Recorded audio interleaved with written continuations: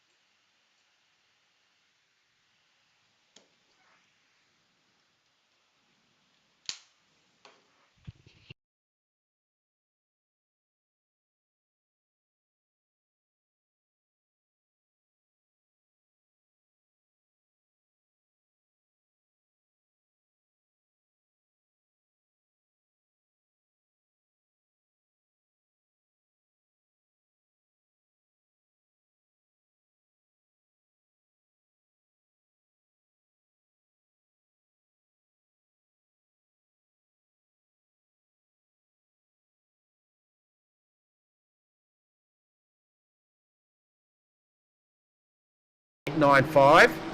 He's chasing a 35.2. That's our leader right now, Zaskis.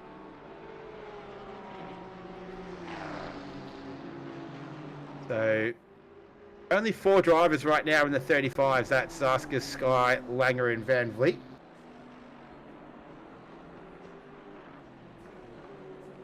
And then a 36.3 is as close as it comes for the other field. That's Matt Arntz right now in P5. So second, third, and fourth are all in the pits right now.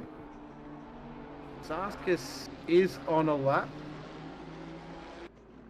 We'll see once the sector times start to come through.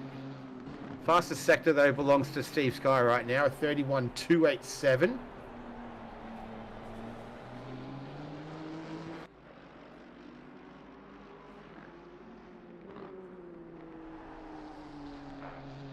And it's gone a little bit quiet. Don't have too many fast cars out there right now. So Zaskis, Sky, Langer, Coffin, Van Vliet. That's your top 5. Then you got Arntz, I'm Not Jimmy, Flores, Lloyd, and Craig. That rounds out your top 10 right now. 10 minutes remaining. Looks like Michael Lee out there in the Mercedes. He's currently P15. He's just done a... having a quick look at his sector times right now. He's in the purple. So a best time of a 37.985 right now. See if he does improve.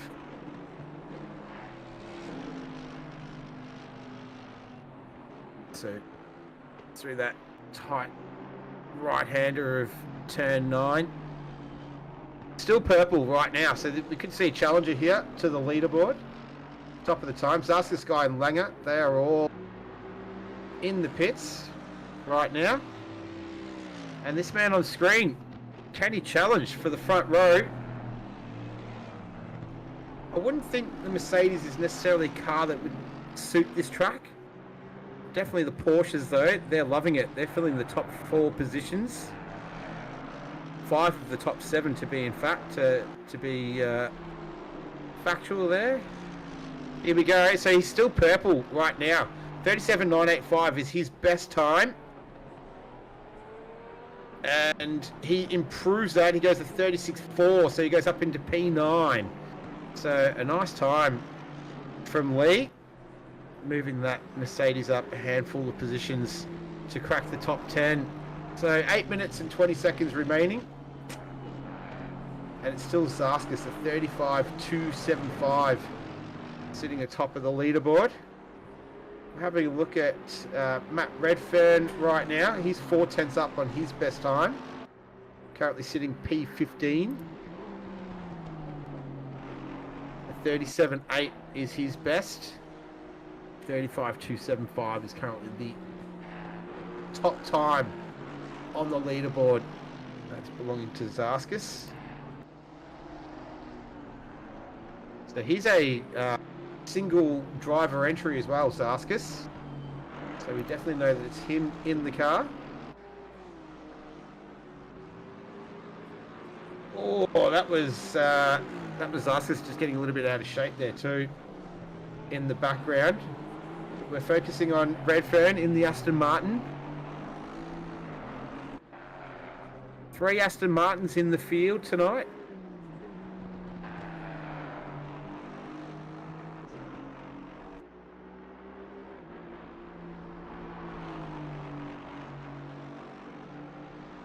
So, did he in previous time? I don't think Redfern did. Redfern did. Yeah, he moves up into P11. So, nice time from him. But we're looking at Zaskis now because he's gone purple in the first sector. So, he is up on his best time right now. He's got that Porsche flying. Track is optimum right now. 25 degrees air temperature, 32 degrees track temperature. No wind to speak of. 6.5 minutes left in quali.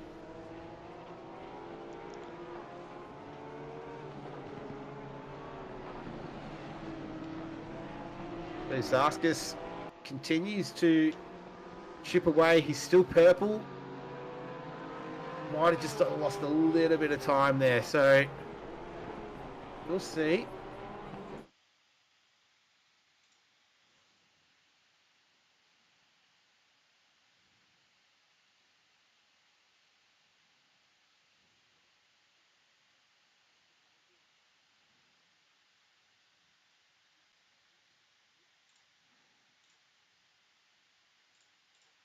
Does he improve on his best time? No, he doesn't. So a 35.387 that last lap. Pretty decent lap to try and improve as well with 35.2 right now. So approaching the final 5 minutes of this one. Still got a lot of cars out on the circuit. I think nearly every car is out there right now, just looking to set their final time to get this grid set. We're having a look at Retro Coffin. He's currently P2, 35.50. He's another single driver entry as well. It's going to be big 3 hours coming up for him.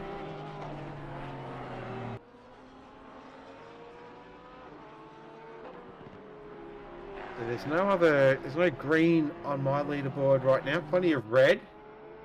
Van Vliet and Langer. Fleetingly we're in the green there, but not to stay. Can Retro Coffin improve his best time of a 35.5? He does, just a 35.52. But not quite fast enough to get him into P1, but sufficient enough to remain in P2 on the grid. So that's not a bad way to start on the front row as Van Vliet now. Looks like he's about a 10th up. He was a 10th up on his best time. See if that continues. Just making his way through 13 now.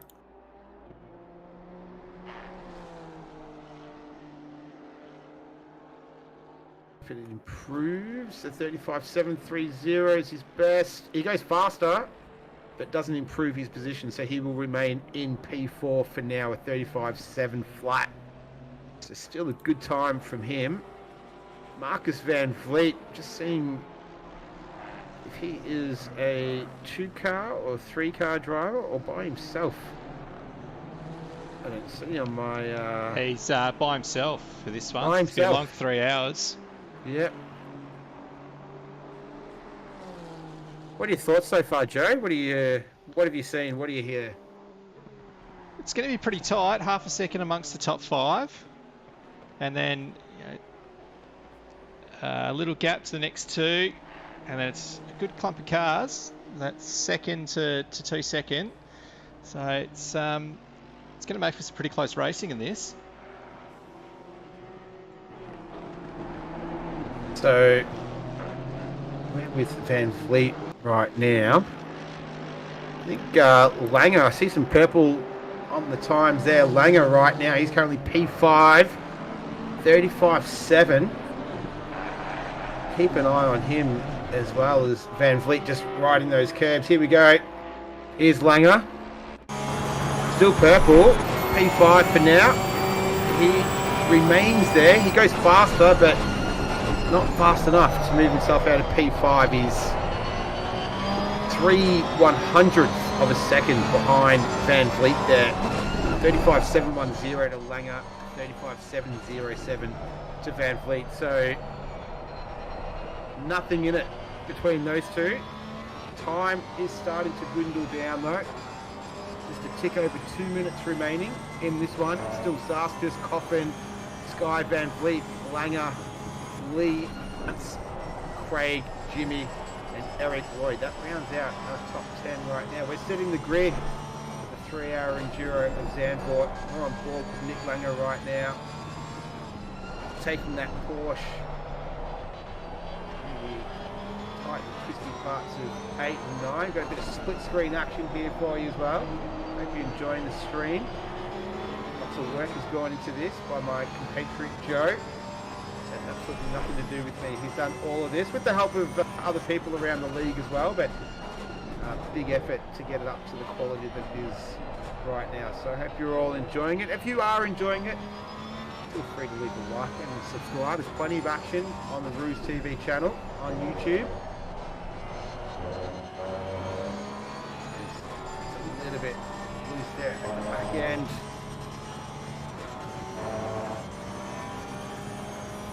Improve his time. No, he doesn't. So 36.1 on that last one. So 4 tenths off his best time for now. We're in the final minute of qualifying. Don't really see anyone out there on flying times. Zaskas might have this sewn up here. 35.275 is the best time right now. Sits atop of the leaderboard. Don't really see anyone out on circuit that are going to be able to challenge him. Turner Johnson was the only little bit of green that I saw. Langer's going green again. Tyler Johnson got currently sitting in P16. Let's see if he can improve. He does. He goes up into P15. So nice work there from Turner Johnson in the Nissan, as pronounced in America. We're with Tarzan Johnson right now, so he set that time. Starting to see a little bit more green. Langer was purple for a moment there.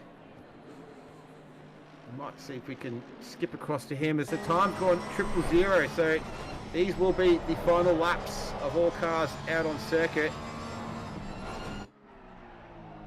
So Redfern will be the first across the line. I think he's gone into the pit. So Langer, he's still showing green here.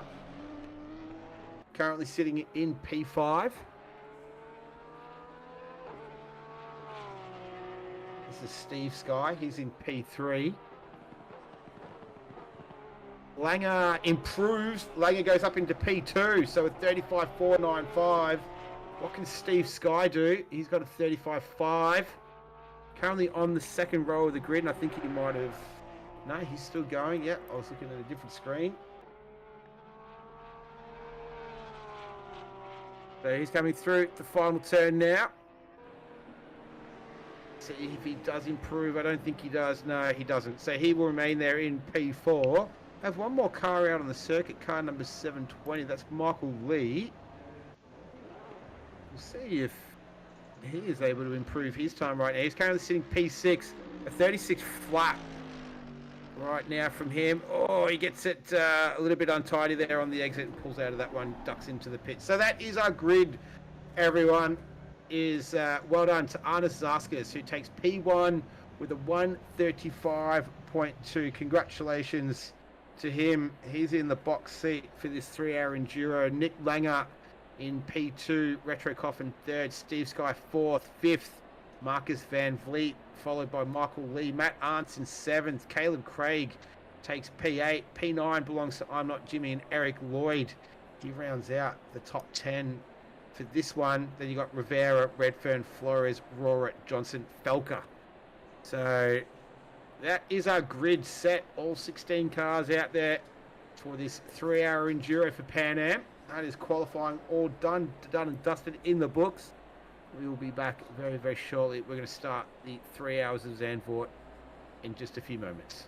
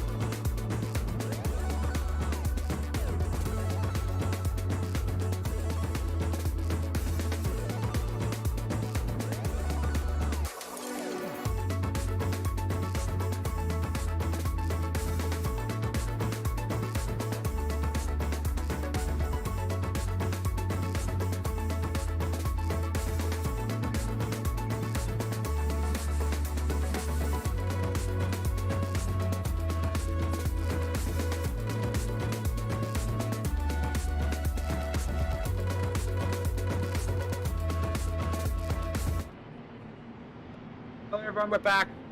So qualifying is over. Cars are making their way off the grid now. And just getting started on the warm-up lap before we kick this one off. 3 hours of Zandvoort. It's going to be tough for these single car teams. We've got some live shots of this one. There's the famous Tarzan Turn, as we mentioned earlier in the broadcast. But it was Zaskas though, from Townsend, Coffin, Sky, Van Vliet, Lee, Gonzalez, Gage Gonzalez. Oh, I didn't see his name. So we've had a couple of little changes to drivers. So he's going to be one to keep an eye on from P7. If you've watched any of the PanAm Racing League before, he should be a name who's quite familiar to you. So we'll see how he goes. It was last time out was I saw him was the 60 Minutes of Monza, and it was an absolute classic. So we'll see if he can get himself involved. But Zaskas and Langer, they're the two who will be setting the pace for this one. Track conditions are optimum. So 25 degrees air temperature, 32 degrees track temperature. There is 0 wind, so we're looking like the weather should hold off. And it's a 1:05 p.m. local time in-game. A little bit later now, Eastern Seaboard, North American time, that's for sure. I think it'll be approaching 9:30 p.m. Eastern time. So drivers on the East Coast got a big night ahead of them. West Coast have it a little bit easier, and everywhere in between. Alright, so they're just gridding up nicely now. A great livery, the Mr. Men livery. Absolute cracker. Probably one of the best I've seen, I reckon. Would be fair to say. Alright. So it's a relatively long run to the start-finish line here. It'll be a short run into turn one, so the line is approaching. Inching ever closer, roughly with it. There we go. And we're underway. 3 hours of Zandvoort has begun. So, like Zaskas got jumped by Langer off the start there, as they all file in to turn one. Great camera angle. Looks like everyone's managed to make their way through without any dramas at all. So great work from everyone. But it's Zaskas leading from Langer, Sky, Van Vliet. What's happened to Retro Coffin? He's dropping down, down, down, all the way to the very back. It looks like he might have had a little bit of drama going through turn 2 and turn 3. So he's fallen all the way to the rear of the field. In the meantime, it's Zaskas, Langer, Sky, Van Vliet, Lee, Gonzalez, Caleb, Craig, Lloyd, I'm Not Jimmy, and Redfern. That's your top 10. But Zaskas is leading the way. We're just looking at this little group behind him. Right now, there's Retro Coffin, so I didn't. Sorry, I've actually missed the back end of that incident then, so apologies. Right. Yeah. That's all good. So the battle at the front is intense. Zaskas and Langer battling it out for P1 and 2. Sky and Van Vliet. They're in P1. Sky and Van Vliet. Looks like Gonzalez has already started to make a move, so he's moved his way up into P5 already. So he started P7, so he's already claimed 2 positions on the first lap. We'll see if that is a sign of things to come, but settle in, because we're just getting started. 3 hours of Zandvoort just literally kicked off, and Gonzalez already making waves. As the screen on the left there, sorry, that's the battle for the lead. It is quite tight right now between Zaskas and Langer. Back through the midfield there. We've got I'm Not Jimmy. He's currently sitting in P9. So a little battle pack just starting to form there right now in the very early embryonic stages of this one. He's in his favoured Aston Martin. And it looks like Langer makes a move for the lead. And he was able to get through without any dramas there. So I wonder if Zarskas just thought, you know, it's 3 hours ahead of us. We can't win it in the first 10 minutes. So maybe just thought, let Langer through there. And just gave up the lead. So Langner, I should say. I've been pronouncing it incorrectly. Langner. Well, that's the lead right now. Zarskas and Langner. Langner in P1.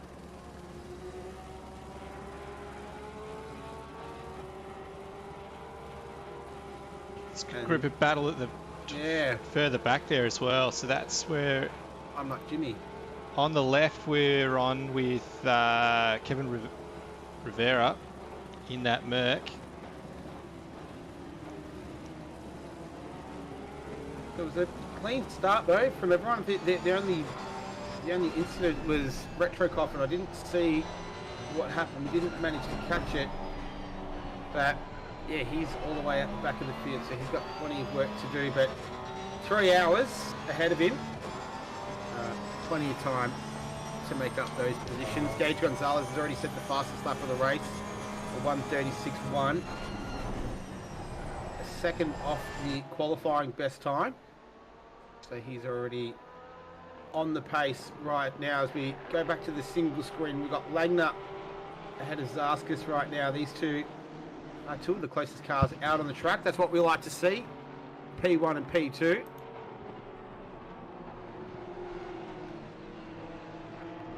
It'll be interesting to see how this does develop. Top 3 positions are all filled by Porsches right now. So it definitely is a track that suits the Porsche. Not very reliant on top speed around here, which is the Achilles heel of the Porsche, but certainly the handling characteristics to the liking for a tight and twisty circuit like Zandvoort. As Zarskas is giving chase to Langner. But yeah, good start from everyone. It was all pretty composed through turn 1. As I said, Retro Coffin was the only one that really had any kind of incident through there. But everyone else managed to get through without any dramas, which is good to see, which is what you want to see when you've got 3 hours ahead of you. So just a reminder, 48-minute driver stints are the maximum.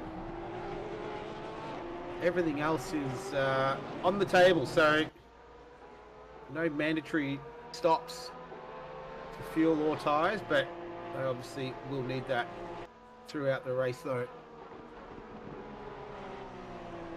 I have got a replay of the start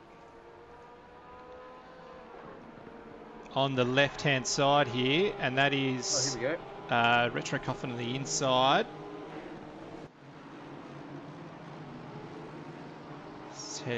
Oh, this is contact. Oh, just a little bit of contact there, and yeah, good driving. He reversed out of the way there. That was really heads-up driving from him there, not to collect anyone. So good heads-up play from him. Looked like Zarskas just ran a little bit deep through there and gave away a bit of time to Langner. It's a good battle going on behind these guys as well. So that's Marcus Van. Yeah, you got Steve Sky, the Porsche driver in there.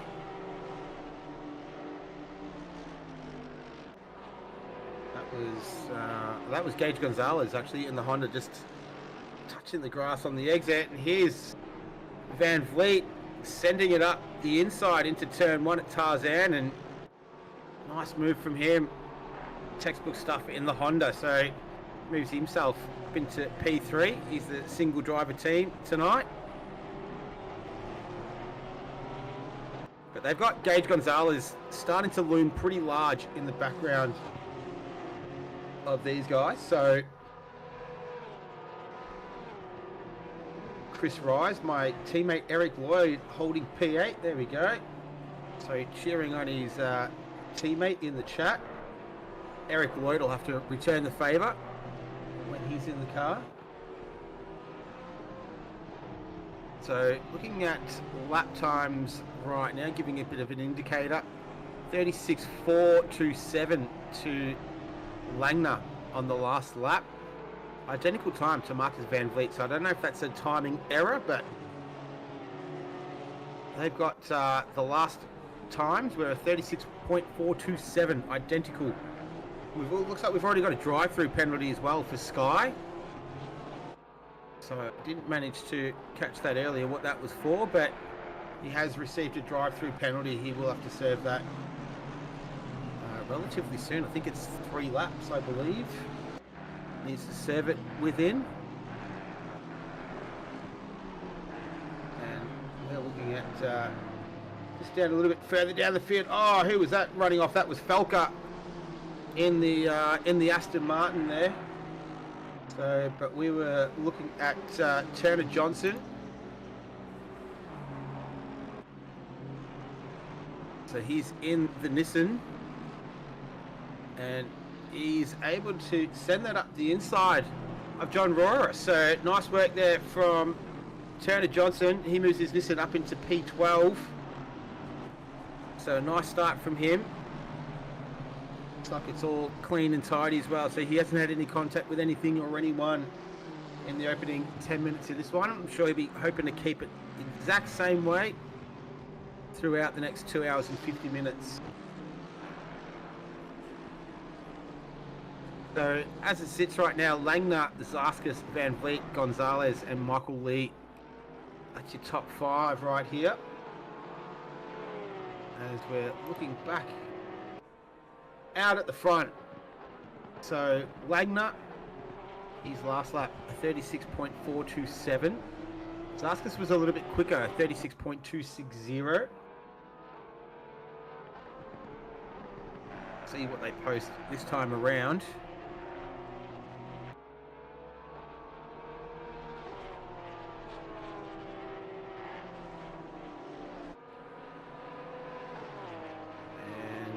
Goes a tad slower than the last one at 36.435, and then Zaskis does his fastest time at 36.257. So Zaskis just getting back into the groove of things while he gives chase to race leader Nick Langner. And just on the left hand side there, that is the Lexus that belongs to Flores, and they're down there in P11 right now. So Flores is chasing Ken Rivera in P10 in that Mercedes. So got a couple of little good scraps on the track right now. All 16 cars are still running, thankfully. I think we're just going to slowly work into this one. The fastest lap of the race belongs to Gage Gonzalez at 36.077. That was his last lap. And he's already moved his way up into P4 right now. So started P7, already made up 3 spots in the early going of this one. And he's chasing down Marcus Van Vliet. But in the meantime, looks like Zaskis has managed to make up a little bit more ground now. Maybe even get a little toe out of here. Langner tries to break it. Defends on the inside line there. Good defensive line to take into that corner. But yeah, I think Zaskis made that little mistake through 11 and 12 a lap or so ago, but has definitely made up for that now and is back right on the hammer of Langner, who's going to have to deal with the pressure coming from Zaskis. It'll be a nice little scrap between these two. Nothing in it between these two Porsche drivers. Oh, I know, Zaskis is... I think maybe did he outbrake himself there, or maybe even a little bit of contact just missed his breaking point there. Maybe he was watching Langner more than the road perhaps, but a little error from him. So he's fallen back now into the clutches of Van Vliet and Gonzalez, not where he wants to be. Is Van Vliet making him move up the inside. Gonzalez will want to get a piece of this as well. But Zarskas is going to have to scramble to get this all back up and running and in the right direction, because he's going to fall into the clutches of Gage Gonzalez momentarily as they come through 11 and 12 now. So just a little, not too sure what happened. Oh no, and then Van Vliet makes a mistake. So all's well that ends well for Zarskas. So just a couple little errors on this this previous lap in the early stages of this one. But Zarskas has managed to minimise the damage, and he's coming into the pits. So early pit stop for him. Not too sure if there was, I couldn't really see any damage on the front of the Porsche. And he just kind of teleported to there. I'm not too sure if that's a terminal issue for Zarskas. It'd be a shame if it was, because he's been our race leader. I hope for his sake it isn't. But yeah, he's in the pits for now, so we'll keep an eye on that. In the meantime, the two Hondas of Van Vliet and Gonzalez, they occupy P2 and P3.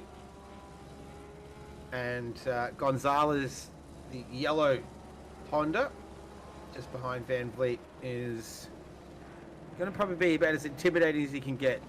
As I mentioned, Gonzalez, a familiar name in PanAm, and we've lost one. So I think Zarskas is gone. It looks like he is. So then there were 15. So unfortunately, that issue was terminal for Zarskas. Perhaps might have been an equipment, maybe. Yeah, there was a moment here for Caleb Craig. He's had a spin. He's kept it off. He did just nudge the fence. So he's done okay to keep that damage to a minimum. And an update. So Steve Sky, the drive-throughs for the lap 1 incident that we saw in that replay. There we go. That makes sense. So we've lost the contender, Zarskas. He is out. But we've got plenty more cars out there right now. Two of them belong to Van Vliet and Gonzalez. So last lap around, 36.675 to Van Vliet. Gonzalez went about 4/10 faster than him on that last lap, 2:27.37. No, actually, sorry. No, he went much slower. 6/10 slower, in fact. Sorry. Thought I saw a 36. It was 37.2. So significantly slower on that last lap around for Gonzalez compared to Van Vliet. But looks like he's definitely made up that ground already. So he's all over the back of his fellow Honda driver. Two of the closest cars on the circuit as we do a little check on movers and shakers. And we can see Gonzalez is up 4, Lloyd's up 5, Redfern's up 5, Johnson up 4, Falker up 4. Unfortunately though, the two drivers in 14th and 15th, both having lost 10 positions. So Sky has dropped 10 and Coffin has dropped 12. So not a great start from them. But the beauty of a 3-hour enduro is you have plenty of time to reverse your fortunes. So they'll just get settled in and start chipping away bit by bit. As Gonzalez now all over the back of Van Vliet.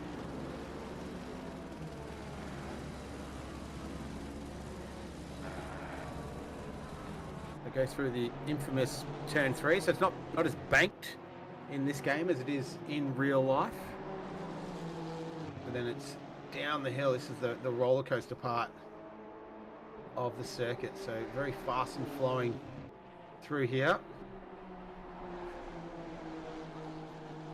Car gets a little bit light, so you can see drivers sometimes just losing the back end a little bit through that part of the circuit as we saw on the replay earlier on.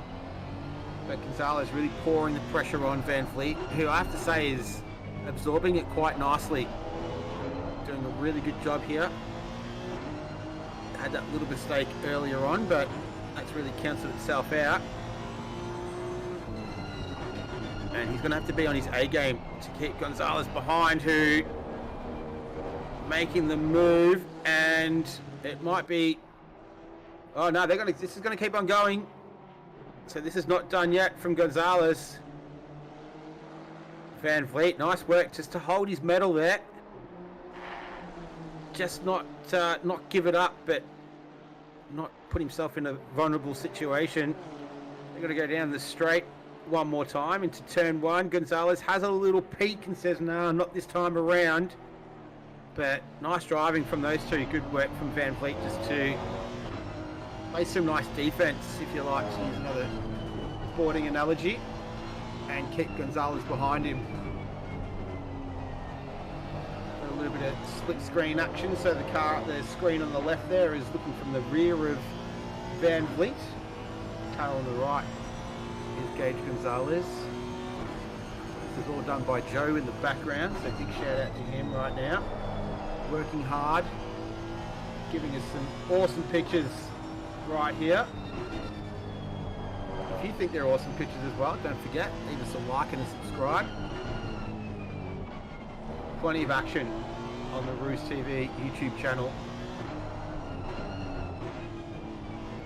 So this was just where Gonzalez made a little bit of ground last lap around. This is really becoming an absorbing battle between these two, keeping us thoroughly entertained.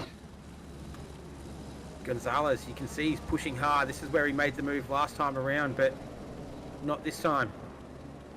So Van Vliet doing a great job here to keep Gonzalez behind him.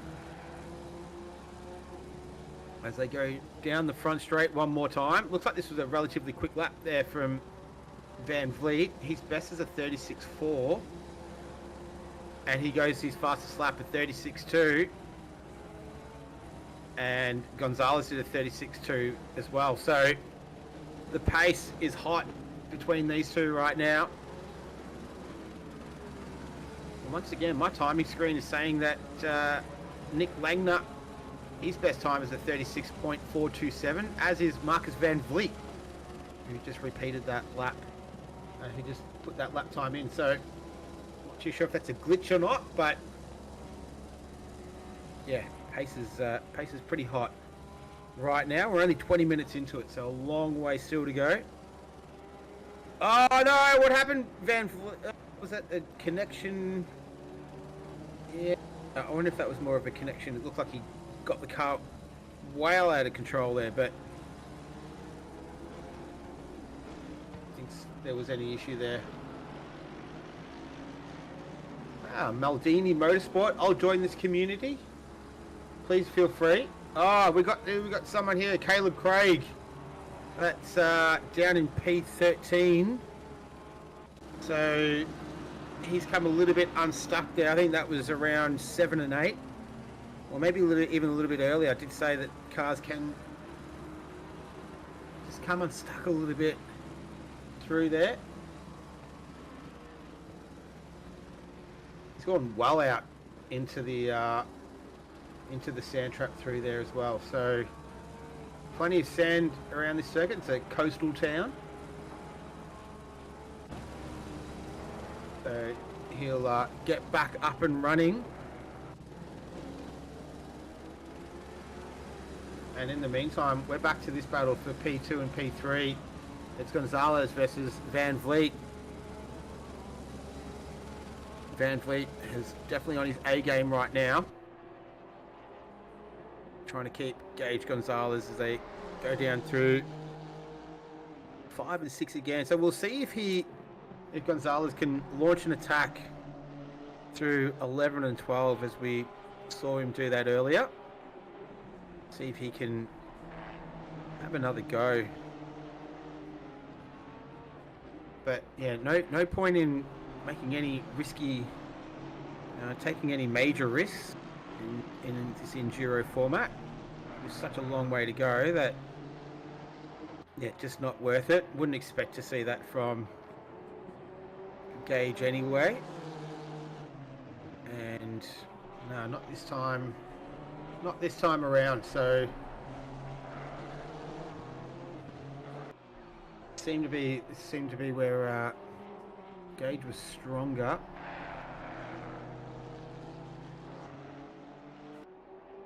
Might have a look at some of the sectors as well, just trying to pick up where Gage is stronger, but we'll keep to the live pictures for right now. Poking his head out again, he did that on the last lap. This is Caleb Craig having another moment. He's stuck in the fence somewhere. Oh no, and he's gone right off. Bang. Looks like he's got himself going again though.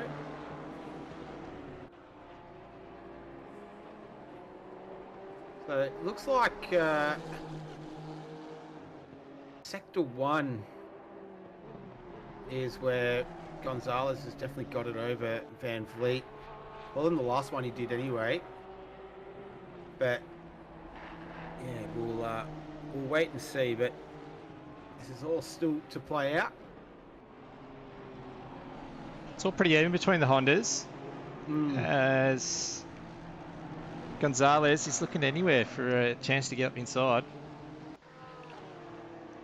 Yeah, well, Van Vliet's doing a great job to keep him behind as well. I think I think we sometimes miss that a little bit in terms of, you know, that driver in front. It's hard being the hunted. I think trying to keep one eye forward, one eye on the rear as Gonzalez just gets a little bit untidy on the exit there, but nothing too serious. Oh, here we go, up the inside now through the final turn, through turn 14, and he's finally got it done. So just looked like he got a nice run there into the final turn. He's able to take that position back as Van Vliet very optimistically has a look down the inside there, but nothing doing. He's going to have to sit behind Gage for a little while now and just pick his moment. So change of position. It's Langner still leading it though. He's currently in P1. Gage, Gonzalez, Van Vliet, Michael Lee, Lloyd, I'm Not Jimmy, Redfern, Rivera, Johnson and Flores. That's our top 10. We've lost one. We lost Zaskas. So not too sure. That might have been a equipment issue for him. And he's been the only one that we've lost. And Retro Coffin was obviously a victim on lap 1. Did a good job to minimise the damages to himself. And he's still down there in P15. Having a look at the pace right now for Langner compared to these two. His last lap was a 37.3. Gonzalez did a 37.2. Van Vliet did a 37.6. So we haven't seen too much of Langner, but he is he's setting a pretty decent pace out in front by himself. He's only 3.6 seconds up the road from these two. We'll monitor that gap. We'll see if that does start to close up a little bit more.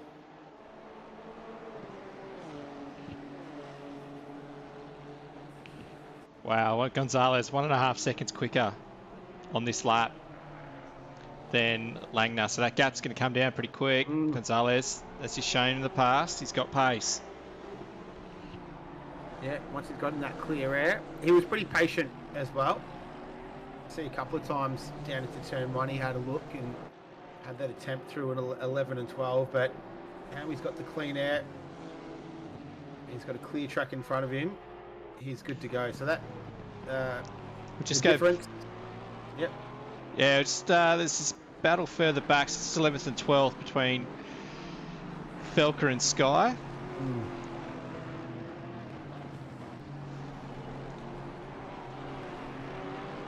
So Felker, his last lap was a 37.995, and you would not believe it, but so was Steve Sky. Identical lap times again. So I'm not too sure if it's a leaderboard glitch or anything happening, but we've had a few identical times already tonight. The best times of Langner and Van Vliet are identical, were identical for a little while there as well. So we'll just give it the benefit of the doubt. We'll say that it is correct. But this is Steve Sky hunting down the Aston Martin belonging to Rodney Felker. We'll keep an eye on those lap times as well as they come in. At the front, that looks like Felker just run a little bit deep there, opened up the opportunity for Sky, who wasn't able to take full advantage as Retro Coffin gets himself out of P15, moves himself up one spot. Yeah, looks like Caleb Craig's had another drama out on track somewhere, I think in the first sector. He's continued on now.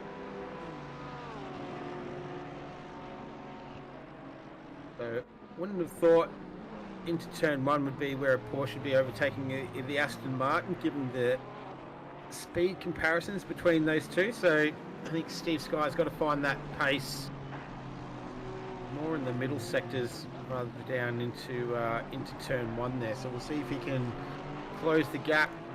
He makes his way out through turn three, and then it's up the hill, now down the hill. Fun part of the track.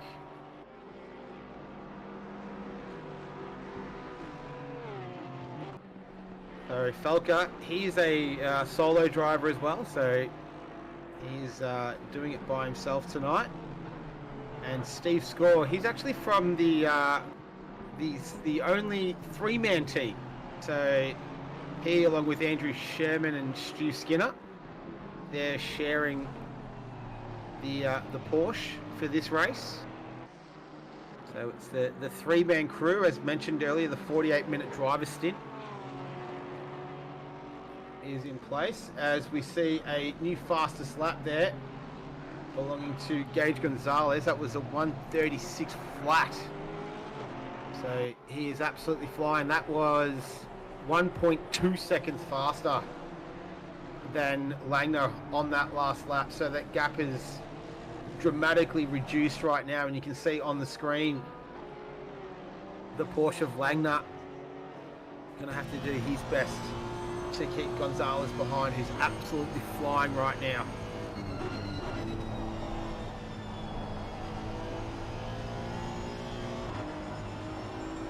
So you get some nice shots from the rear quarter panel of the Honda. They're making their way through 7 and 8. I reckon we're going to be pretty familiar with this track before this race is done. There's some great pictures coming through.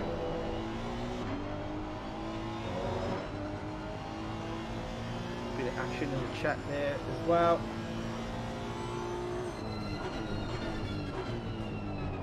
So Gonzalez riding those curves. We saw him at Monza.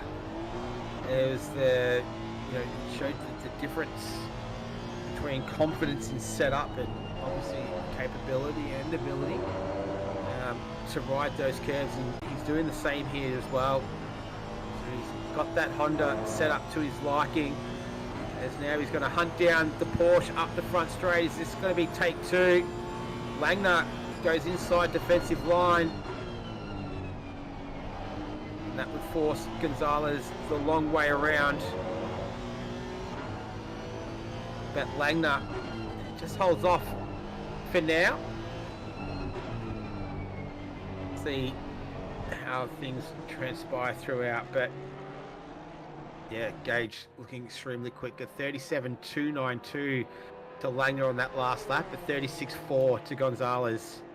So that gives you an idea of the pace, and as you can see, Gonzalez just all over Langner right now.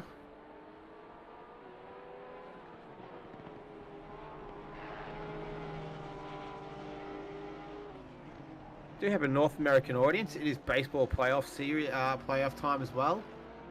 If you're watching the Mariners game, bottom of the 17th inning. It's tied at 0-0. So if you're keeping scores, it's a late one on the East Coast, not too bad on the West Coast. But there's a little update for you. as Gonzalez, you can see him just throwing that Honda through the little 11 and 12 complex. They've made it a bit of like a party atmosphere in there for the Grand Prix. This year it was a lot more lively than it was last year. Obviously not replicated in the game yet. As Gonzalez now having a look at the Porsche. Porsche looks like it's got enough legs under it. Gonzalez now probably just biding his time for now. Last lap around a 137.807 to Langner. A 0.895 to Gonzalez. So saw him crawling all over the back of the rear wing of the Porsche. Hence probably a little bit more of a slower lap time from him. But I think he's just going to bide his time for now, pick his moment.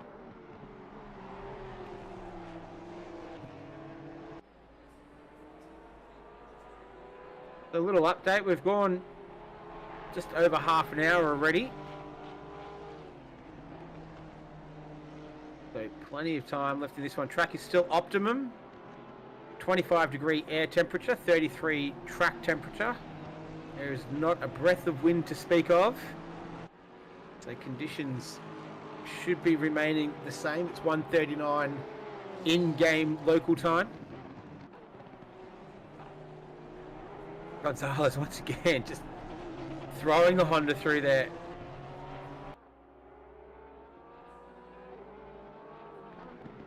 Langner doing a good job here though,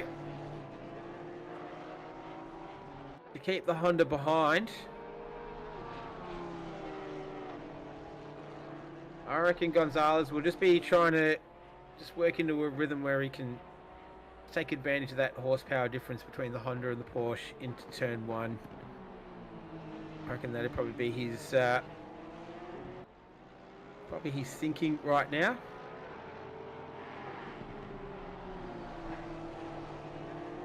These are the closest two cars out on circuit. We've got a little battle between Steve Sky and Rodney Felker down there in 11 and 12, but the gap is over a second between those two. So we'll stick with the action, and I think we've lost another one. So I think that's Caleb Craig is gone. So we started with 16, we're down to 14. So we've lost Zaskas and Craig. They've both departed. We saw Caleb Craig having a few dramas in the first half an hour of this one, and looks like that might have all gotten a little bit too much for him, and he's gone. So we've seen two depart, down to 14 now.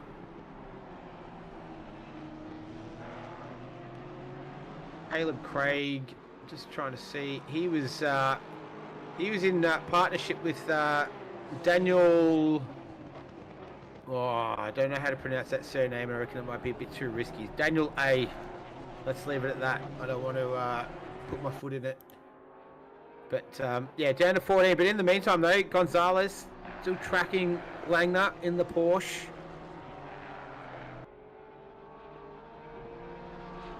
Last lap times around for these two were very, very similar. Less than a tenth in it. Let's see what it is this time.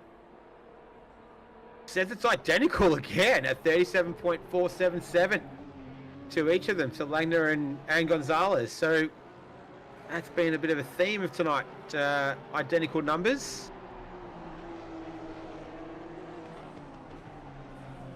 Yeah, as you can see on screen, it definitely is.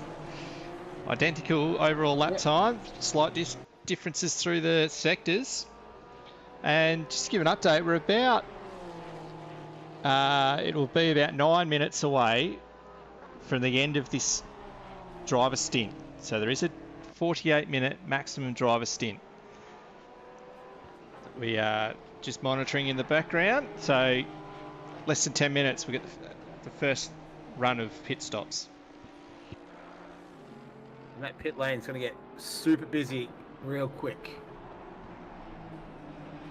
So that's going to give us, bring us a fair bit of action. But in the meantime, the action's still out on the track. Between these two, this is for the lead. There's also a nice little battle brewing between Eric Lloyd and I'm Not Jimmy down there in P5 and P6. So those two are going at it right now. But we'll keep the action focused. Oh, Gonzalez making a move up the inside. And Langner not going to give this up without a fight. They're going to go side by side down the front straight. Can Gonzalez send it up the inside? No, he can't. So that was some good hard racing between those two. Langner says, I'm not giving this up without a fight. And Gonzalez is going to have to reload and go again. But great start from these two. That was really good, hard, fair racing between these two for the lead.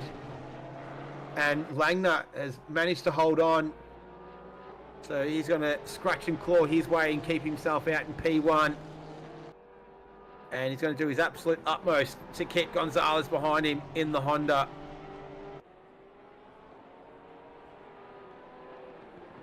So Gonzalez was 3/10 faster that lap time, last lap around.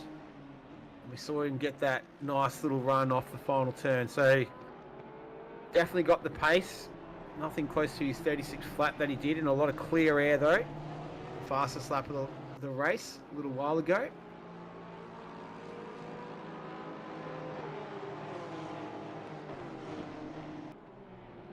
And we'll see him once again just riding those curbs through 11. Keeping away from the little mini sausage curbs of 12. Let's see if he can go again. There's Marcus Van Vliet, so he's just started to rear up on these two as they've been battling it out. Just caught a bit of contact in the background between Redfern and Jimmy. We will go and have a look at the replay of it. Yeah, so Gonzalez just got a little bit untidy out of the final turn there. Just got a couple of wheels on the grass. So, there's the contact.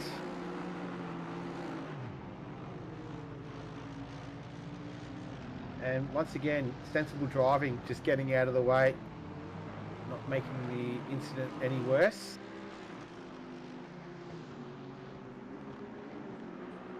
Good work to him, so he's back up and running. That's Redfern. And Flores is making his way into the pit. So that driver's stint window is rapidly closing. So Lud Flores, he's made his way in there. He's a single-man team as well. In the meantime, the battle for the lead is continuing to heat up. So Van Vliet's just managed to make up a bit of ground on these two while they've been squabbling amongst each other. Gonzalez is going to have to go around the outside. This is into 11.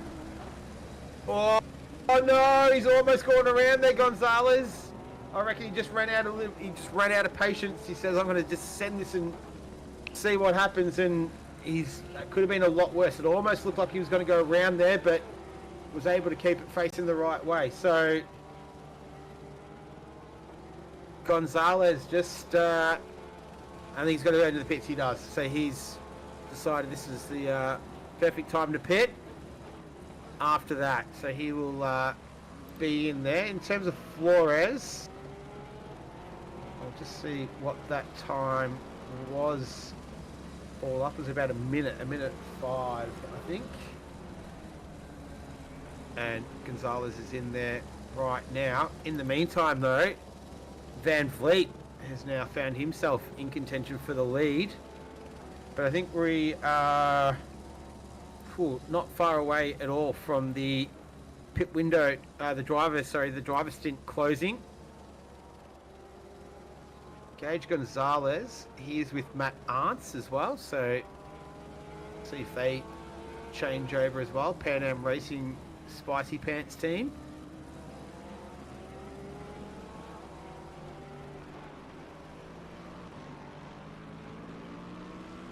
And there's Gonzalez, so he makes his way out.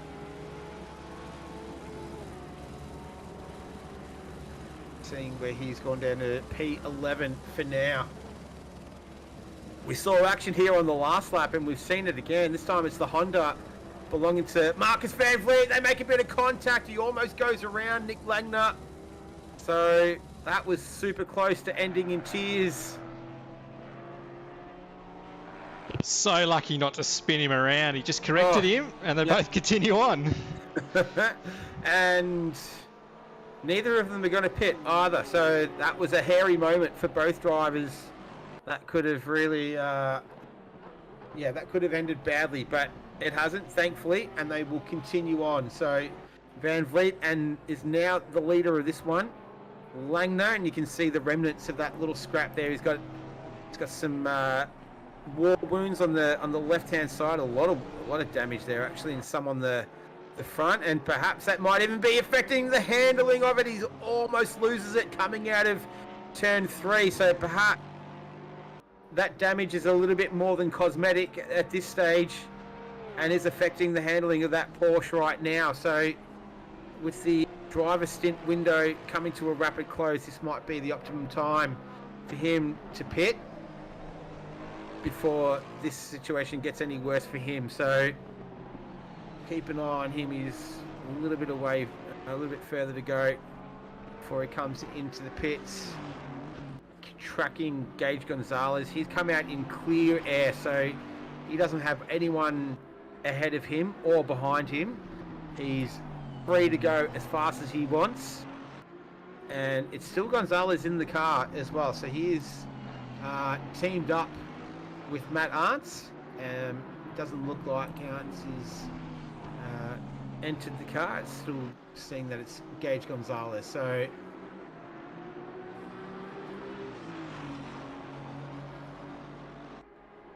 would make sense. Double stint at the start, and then double stint at the end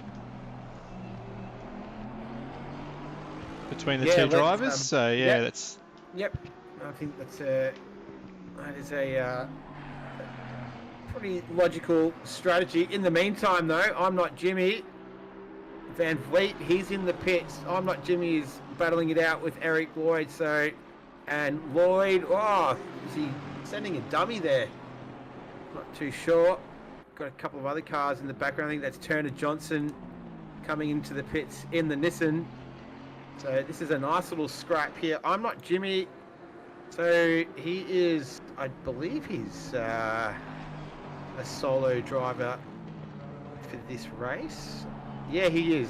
Yep. And Eric Lloyd, he's got Chris Rise on board with him in the Lamborghini between those two. So they're going to have to pit probably end of this lap if they want to get that the 48-minute driver stint. Don't want to break that.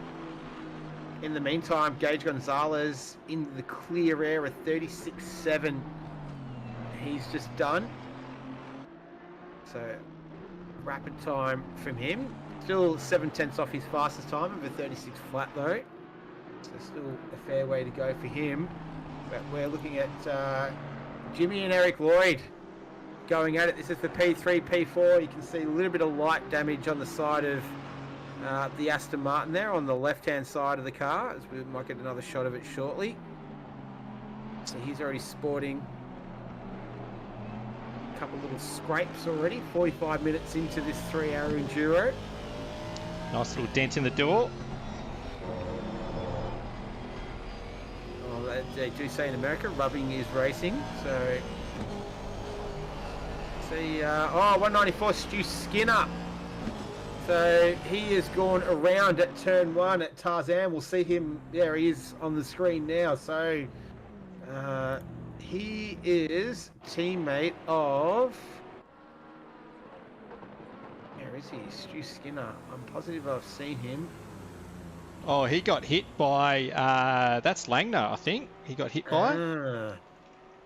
So Langner's been in the wars recently. Oh, yeah, so, yes, Stu Skinner, he replaced Steve Sky. So Steve Sky did the first stint, and Stu Skinner has just jumped in there. So not a good start for him. Plenty of other drivers pitting. One of them is Eric Lloyd. So he was battling it out with I'm Not Jimmy, who will have to pit at the end of this lap. It's going to be pretty tight for him. 48-minute driver stint. We're a minute and 10 seconds away from it right now. So he's going to want to make sure he's timed this to perfection. I think he's just going to get there. He's coming through turn 12 now. So In the meantime, Gonzalez, he's in P4, but we're going to have to wait for all the pit stops to shake out. Now I'm having a look for Van Vliet. His time, and who else was it? It was Van Vliet was in the Honda. Langner's still continuing. He's in the pits now, so thought it might have been a bit earlier than that, but maybe that damage wasn't as bad as we thought it to be. And I'm Not Jimmy is going to make it with 23 seconds to spare. So talk about absolute perfection of timing. Yeah, they just have to cross the pit entry line. Sorry, Yeah. they just have to cross the pit entry line before the timer goes down. They'll be fine. So I'm Not Jimmy in the pits. All top three positions are in the pits. That means Gage Gonzalez is going to overtake all of them and move himself back up into P1, a very familiar spot. We see that name on the leaderboard when it comes to PanAm Racing. So Langner is in there, as you can see on the left-hand side of the screen, and he's away. So I'm Not Jimmy and Rivera both still stationary. And looks like Langner has come out P4 right now. Retro Coffin, who started, he was up there, is it within the top 10. He was at the rear of the field before the end of lap 1. He's moved his way back up into P5 and he's made a stop already. So this is a legitimate P5 from Retro Coffin. What a great effort from him. And we've got some drive-through penalties coming through. Drive-through penalty for car 424 causing a collision. That's Marcus Van Vliet. So he receives the drive-through penalty. Second driver we've seen today with a penalty, but it was for causing a collision. Marcus Van Vliet. So we need to come in and serve that.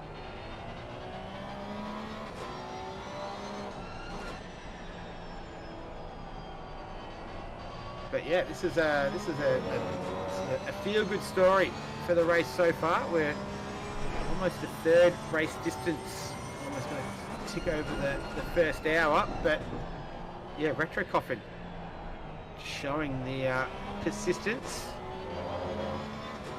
And yeah, he's looking good right now as Van Vliet. He's coming in to serve that drive-through penalty right now by the looks of things. So currently P2. He'll drop down a couple of spots. Craig Townsend is just coming through now. And yeah, Van Vliet's just going to sneak ahead. So P3 for Van Vliet right now after serving that penalty. So that wasn't, that didn't hurt him too badly. He served it straight away too.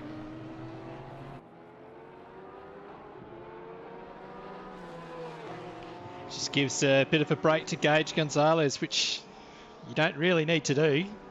He's got a 19-second lead at the front of the field. He's going to be in a pretty good position when he hands the car over.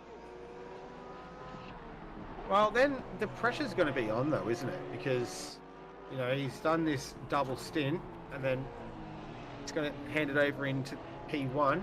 That's a little bit of pressure for Matt Arndt, so he will, I'm sure he'll be sitting back though. I'm sure he'll be up to it, but that's just that little extra layer of pressure. And I'm Not Jimmy. What's happening with him down there in 7th?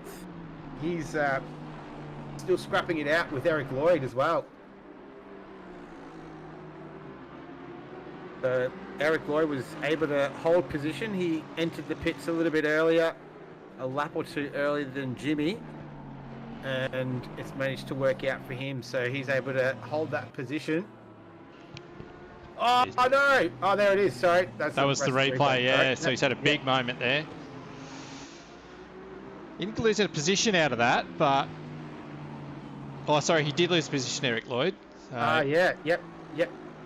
So his strategy did work out, but then he's come unstuck after the pit stop. So. What a shame. Oh, well, it's still super tight between them. There wasn't any damage there either.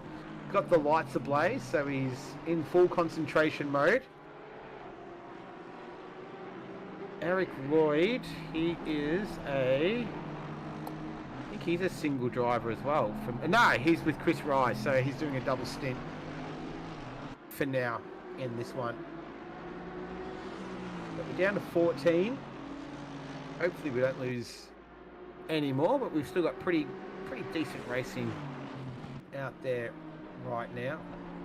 I am liking the livery as well from I'm Not Jimmy. Just on the back of it, drive PanAm. I like it, like the little details. Favorite color is pink, I'd have to assume. I've only ever seen him in pink liveries.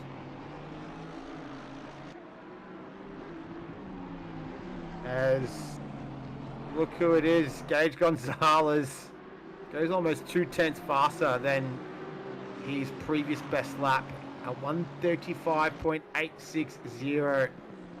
So Gonzalez, he's got clear air as well in front of him.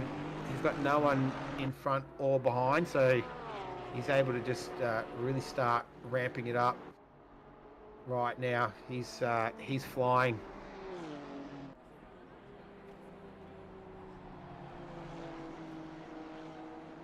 And it looks like Eric Lloyd just managing to keep I'm Not Jimmy at bay as well. That previous little stoush we were watching between those two. That last lap around as well, Eric Lloyd was 2/10 faster than I'm Not Jimmy, so they're battling it out for P6 and P7 right now. But the state of the race is this man on screen, Gage Gonzalez, 20.4 seconds ahead of Michael Lee, Marcus Van Vliet in third, Townsend and Retro Coffin. So great effort in P5 from Retro Coffin. I'm not too sure of his real name, but yeah, putting in a great effort. He was dead last before the end of lap 1, so he's done fantastically well to work his way back. In saying that though, his pit stop will be out of sync with the others though, so it has only made the one stop. He will have to stop a lot earlier again than the others. So for now he's P5, but we'll just see how that pans out. And having a look at that timing screen there as well, Jimmy is right up, less than half a second behind Eric Lloyd right now. As we got the pictures on the screen now here, so they're coming through 11 and 12. This is going to be Aston Martin V8. This is the Lamborghini. Up the front straight into turn 1. See if Jimmy can get a nice run and wind that big V8 up.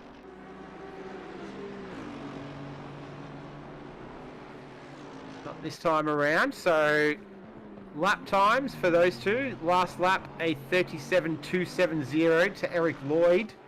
A 36.957 to I'm Not Jimmy. So Jimmy faster that time around. In fact, that was his fastest lap of the race, so he's right in a groove as we approach the end of the first hour, and just chasing down Eric Lloyd, who's done a really good job in that Lamborghini. He'll for the next stint, he'll hand it over to Chris Rice.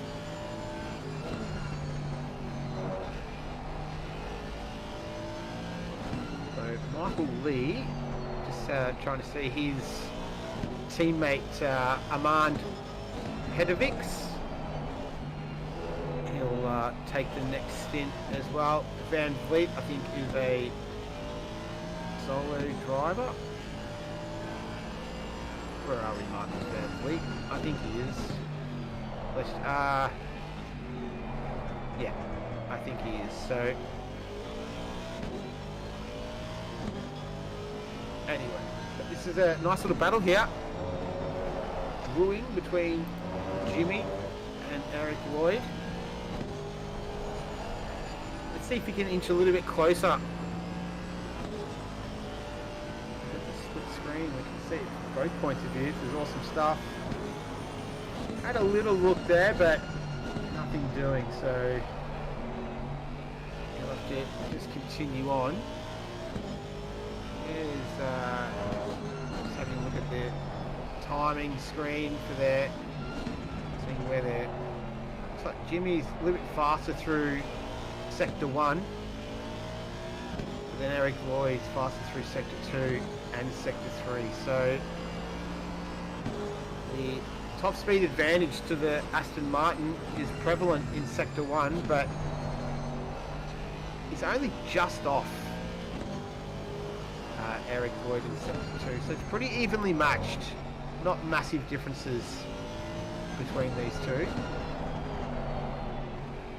This is going to be a case, I think, of Jimmy just trying to put a little bit of pressure on Lloyd.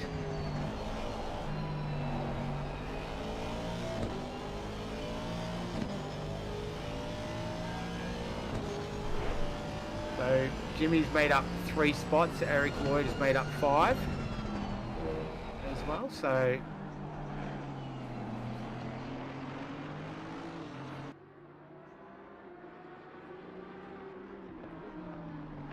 it's all it was all systems go a little bit earlier with the pit stops. Looks like Hepburn as well as he and Flores in the Lexus there. They've got Rodney Felker behind them, so those 3 are starting to get a little bit closer with each other. But that time around again, Jimmy, not able to take advantage up the front straight. Just looking at times. So Lloyd did a 37.2, Jimmy did a 37.5.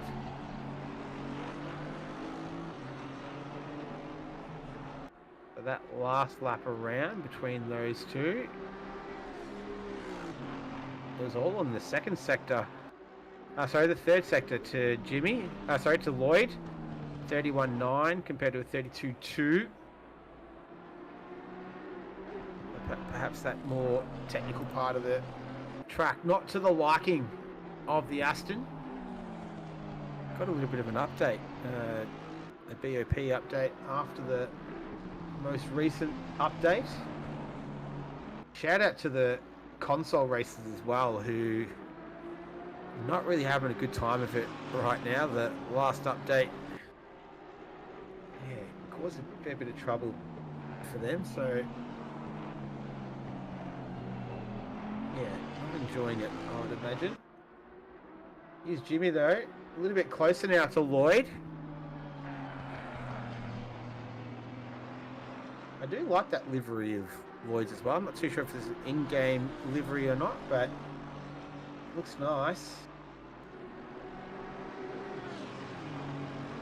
And I don't think Jimmy could get a tidy run off there, but there's going to be a battle of wills now.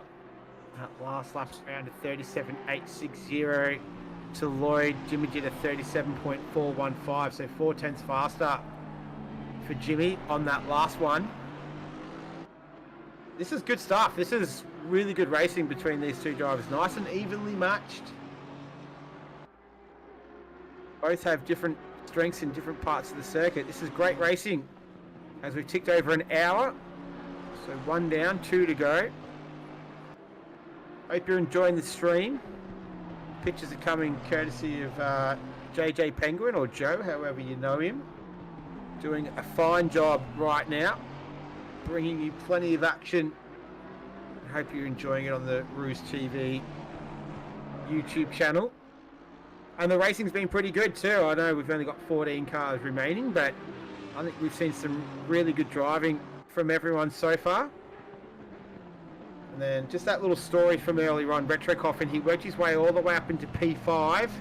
He's made his second stop, so that would do be sync up with everyone else, and he's dropped back down into P12. So still, he knows he can get up there. He might have to work out what his strategy is going to be if he does an out of sync pit stop. So this is the other battle on track. This is Marcus Van and Michael Lee. That's gotten pretty tight for the podium places. Yeah, so they're up there in P2 and P3. So Michael Lee in P2, Van Vliet in P3. He had that drive-through penalty that he served straight away. and in doing so didn't necessarily hurt him as bad as it could.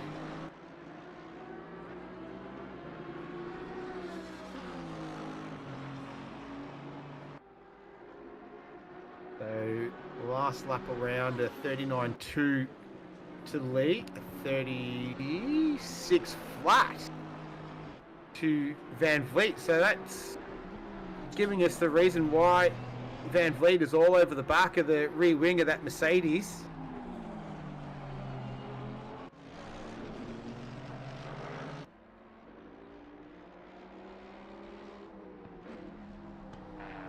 All right, so Michael Lee's obviously had a moment somewhere on the previous lap.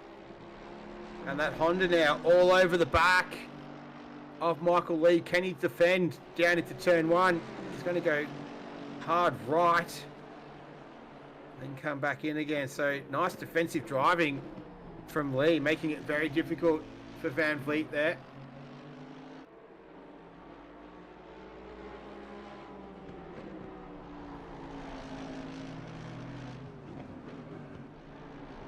But that last one around a 37.230 to Lee, a 36.9 to Van Vliet. So Van Vliet's still faster. So once again, we've got two evenly matched drivers going at it, as we saw with Lloyd and Jimmy. They're still continuing to battle away with each other. And now we've got another nice little scrap brewing between Michael Lee and Marcus Van Vliet, who's been in the podium contention for the majority of this one. So Van Vliet, he started in P5. Michael Lee, he started in P6. So these two are up at the pointy end of the field. And they're doing their best right now. So this is a battle for the podium positions.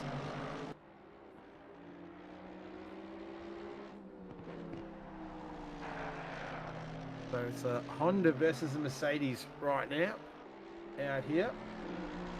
We get some more split screen action happening.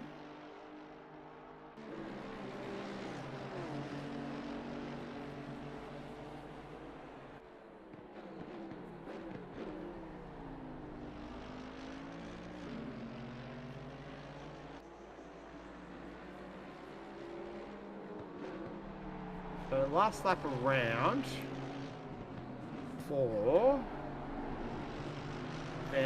Lee was a 37.2, a 37.4 Van Vliet, so a little bit slower.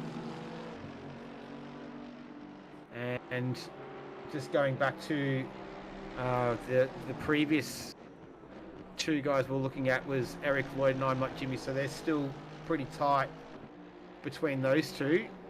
Lloyd did a 36.987 compared to a 37.6 to Jimmy, so Jimmy a little bit slower there on that previous lap to Eric Lloyd. We're looking at the battle right now for the podium positions. Gage Gonzalez is a fair way up the ground, up the road, sorry, 26.2 seconds in fact. 37.4 was his last lap around. So I think he's just steadily pacing himself, just looking after the car. He'll hand that over after his next stint to Matt Arntz. I hope that's how I pronounce it. My apologies if it isn't.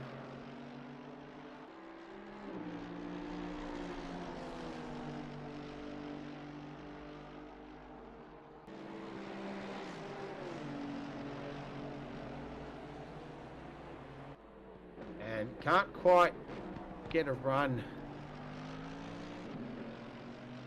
up into turn one. We've seen a few overtakes happening through there already.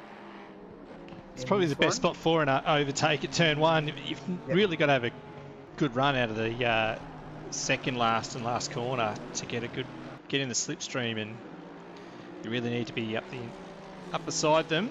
A bit of overlap prior to the braking zone to really get that pass made.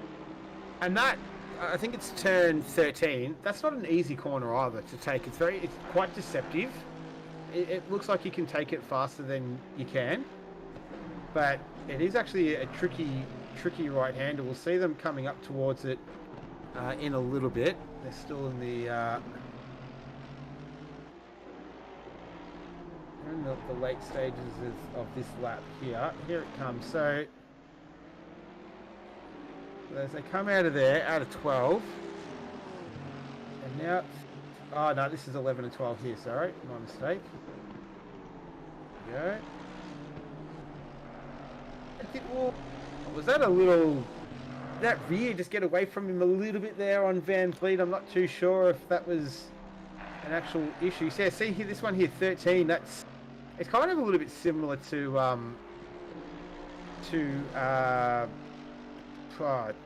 the names escape me. Lesmo 1, Lesmo 2 at Monza. That corner there, a little bit deceiving, if you like. So getting 13 right is crucial as well. I think that's something to keep in mind. I'm just watching in the background Jimmy and Eric Lloyd going at it as well.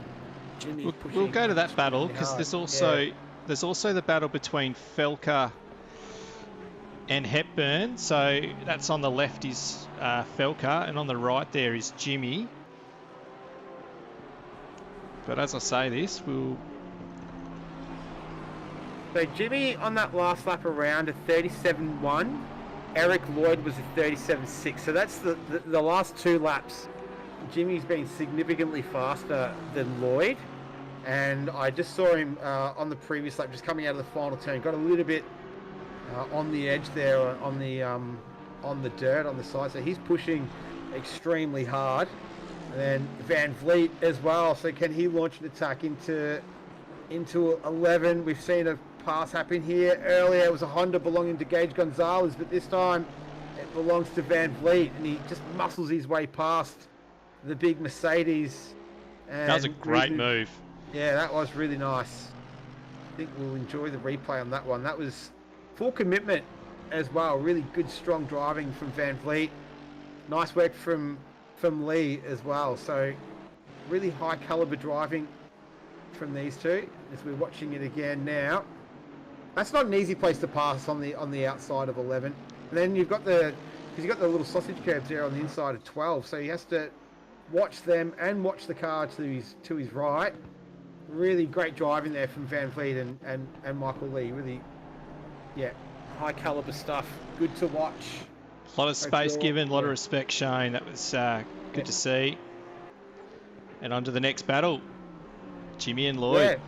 Yeah, here they go. So last one around, 37.807 to Lloyd at 37.852. So their pace is more matched on that last time around, where it was well in the favour of Jimmy the previous couple of laps. It's managed to even itself out.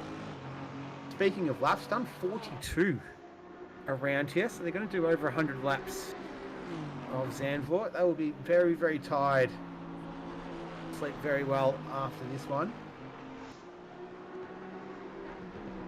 Give an idea, the leader's pace at 37.6. Oh, sorry, my mistake.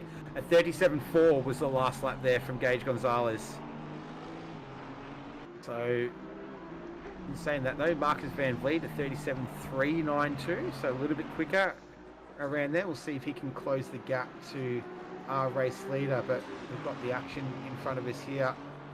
This is Jimmy and Eric Lloyd on the right hand side, and then on the left hand side I do believe that is it's Felker and Hepburn, that one. Felker in the green Bentley. Nicely turned out as well. I like it. I think it's the Aston Martin Racing Green. Sorry, it's the Aston Martin. Sorry. Oh, Gage Gonzalez. I wonder if he had a little moment there. I saw the yellow go against his name. I think he was making his way past a back marker. I think that's an Aston Martin. That might be Stephen Tomazic potentially. So sort of flash of yellow, but yeah, well off his best time right now, 3.4 seconds. So he's had a little moment somewhere along the lines, but nothing too serious, and I can't see any damage on the car. So I think all is well still there for Gage Gonzalez, but we've got two nice little scraps here. One on the right-hand side. That's Jimmy and Eric Lloyd, which has been going for a fair while now between these two. Well before the pit stops. And then it was Felker and Hepburn, I believe. Yep. Retro Coffin, he's just behind these guys. He is P11 now. So slowly but surely working his way up after being dead last after the first lap. And then where did he start? He started P3, so yeah, disastrous start for him. In terms of temperature, their temperature is still 25 degrees. Track is still optimum at 33 degrees. No wind to speak of. It's 2:19 in game time. So conditions absolutely perfect. I think there was a little bit of weather as well in the practice lobby. So we'll see if that potentially eventuates. They've been running the Extreme Weather Series for Pan Am, I think on a Friday night American time. And Jimmy starting to inch ever closer to the rear of that Lamborghini. So last lap around a 37.9 to Jimmy, a 38 flat to Lloyd. So Jimmy just finding a bit of pace now. He'll be going to make his way past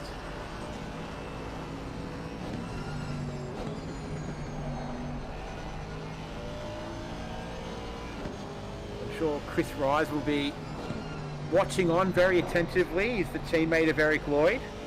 So he's who Eric's going to give the car over to at the next stop.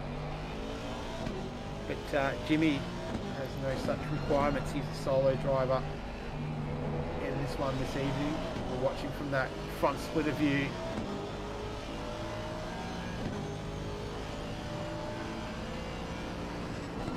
And here we go through 11 and 12. Let's see how aggressive he is with the curves. Not as aggressive as we've seen the Honda of Gonzalez from either of those guys.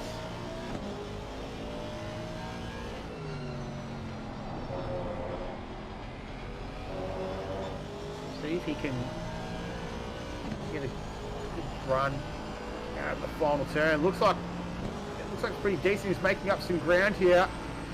Can he get a little bit of a toe? Ooh, just not quite. Oh, he's going to set it up the inside anyway. Oh, make a bit of contact. A bit of a hip and shoulder, if you like. And Jimmy has managed to get past, so it looked like it might not have happened, but then it did. And the pink Aston Martin has managed to move its way up into P5. It's a top five position for him right now. Lloyd just drops down a spot, so a little bit of contact on the way through, but nothing of any ill intent from Jimmy, and just makes his way past. So he'll try and open up that gap. He's got Townsend a long way up the road, 14 seconds in fact. So got a lot of work to do, and he's going to have to keep Lloyd behind him as well, who was matching his times earlier. So Eric Lloyd might just have the opportunity to reset and get himself back into his rhythm around here, because that's going to be so important on a track like this where it just does not stop coming at you. But yeah, I reckon Jimmy would be pretty happy with that right now. So Felker and Hepburn, they continue to go at it as well. So down in 9th and 10th, the Nissan of Hepburn and the Aston Martin of Felker. Going through 11 and 12 now. So last lap around a 38.2 to Hepburn, a 37.9 to Felker. So Felker's just got the slight advantage there for now. Once again, that Aston Martin, that big V8. This is the twin turbo V6 in the Nissan. Pretty evenly matched on the horsepower side of things as well. That Aston Martin a little bit lighter by 40 kilos. Not too sure how many. I don't know what that is in pounds. Pounds and kilos.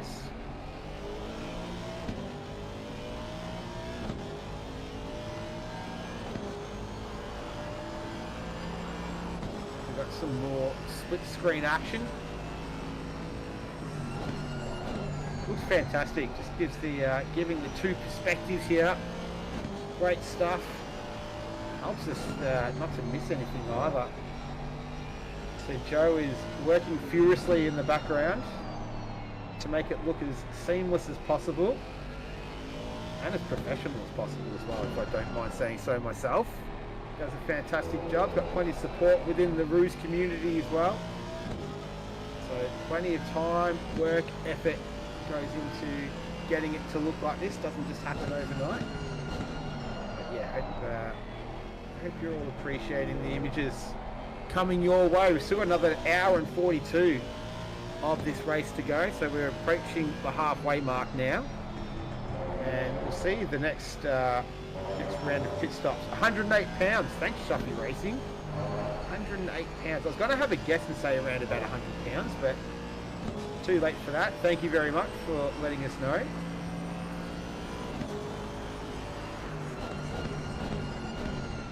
And shout out to those in the chat. AJS, so Andrew Sherman sharing the car with Stu Skinner.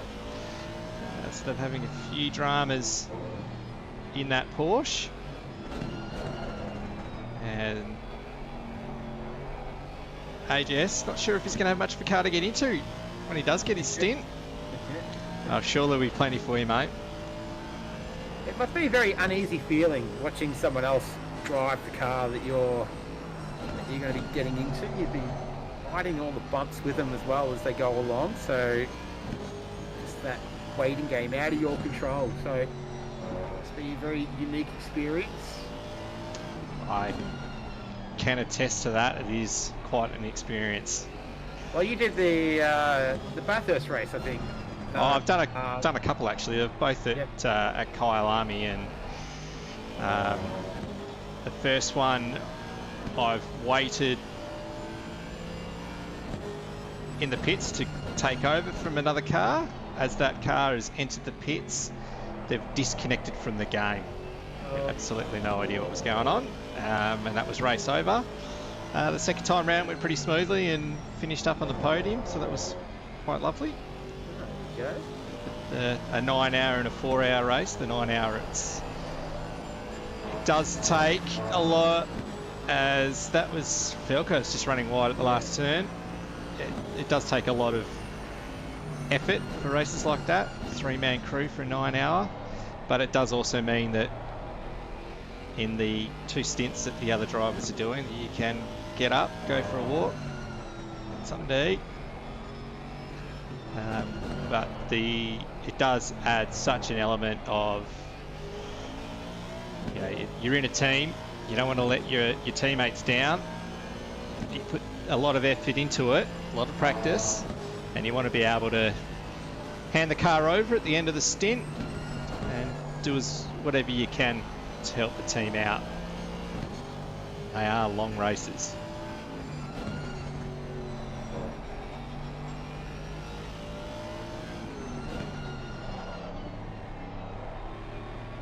Well, as you mentioned that, I just took advantage of having a co-commentator so I could have a little snack as well. So, not the same as driving, but, you know, kind of the same concept.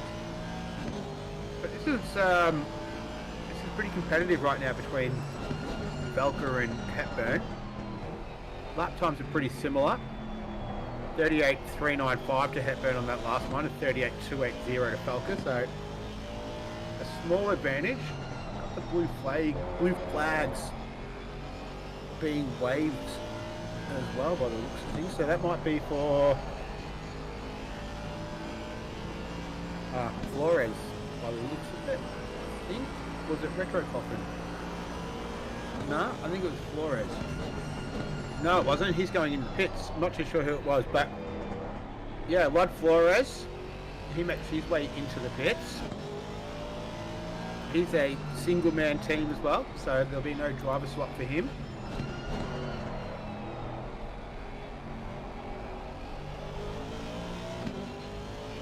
between these two right now, between Felker and Hepburn. So that last lap around, Hepburn just had the advantage there in the first sector, and that was it. It was pretty tight between them as well, between sector 2, sector 3. So, and Lud Flores, that was a pretty quick time, pretty quick stop for him. He's in and out, already done. So down there in P13.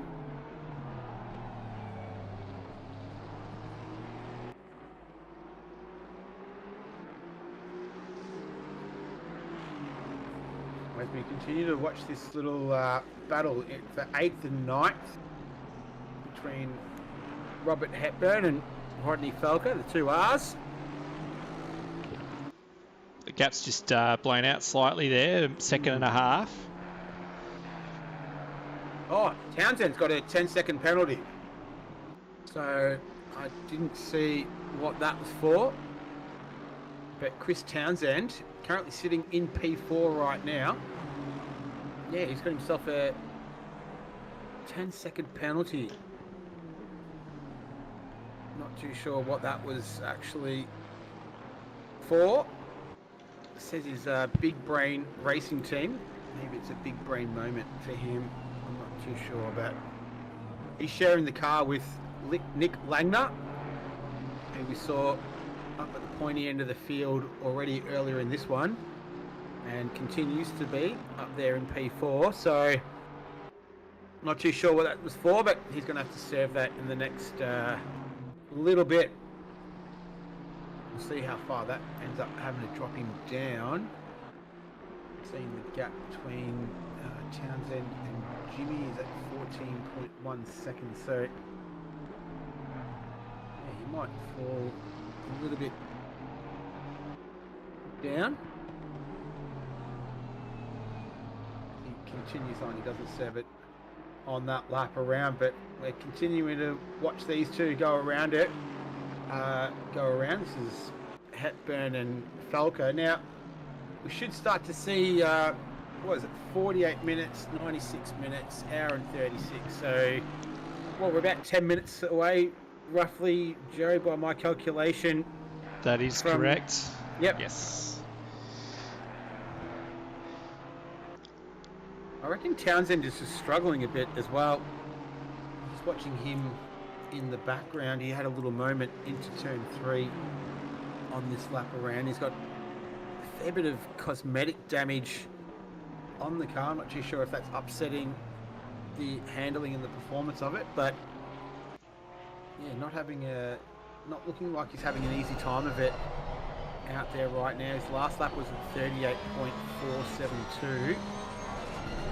So not lightning, but not exactly slow either. So I wonder if there might be a couple little dramas with that one, other than the 10-second penalty. To see once he makes his way into the pits as well.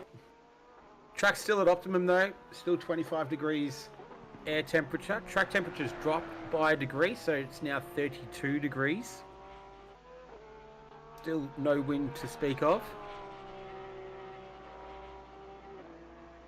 And Townsend continues around, so still circulating in P4 there. Retro Coffin's got in on this battle as well. This is tightened right up. Not long to the pit stops. Yeah, Retro went significantly faster than those last two. His last lap around was a 36.525 for Retro Coffin. His best time's a 35.925. So he's, I reckon he's coming towards the end of his. No, it wouldn't be the end of his fuel, because he pitted not too long ago. He's done 2 stops already, so he's out of.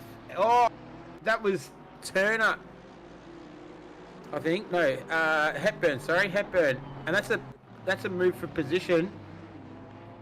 So that's Coffin. Retro Coffin's managed to get past Hepburn now. So I think Hepburn just had a little moment into turn 1. Didn't manage to catch it, but yeah, Retro Coffin, that pace, that previous lap to the last one was blistering. He's really turning it up. That time around was the 37.340. To give you an idea of that pace, Gage Gonzalez did a 37.180. So he's on similar pace to the leader right now. And he's 22.3 seconds ahead of Van Vliet. And here he goes. So Coffin displaying the pace right now. Keep in mind, he did start in P3. So he was involved in a lap 1 incident and has had to battle his way back up through the field. As we're almost halfway, which would indicate that the second driver stint limit is coming to an end as well. It's going to be Aston Martin versus Porsche up the front straight. And the V8 just has the advantage there over the Porsche.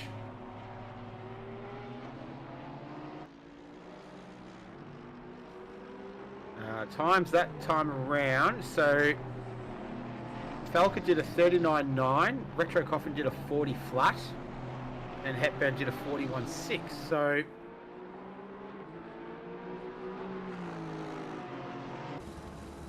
Falca just turned up the pace a little bit for that last one. And Gonzalez is in the pits. So he's going to potentially hand it over, you would have to think so, to Matt Arndt, his teammate. So he's decided to pit early, pit under relatively calm conditions, so can monitor that for you. Still stationary right now. In the meantime though, we've got the action on the track. This is Falca, Coffin and Hepburn.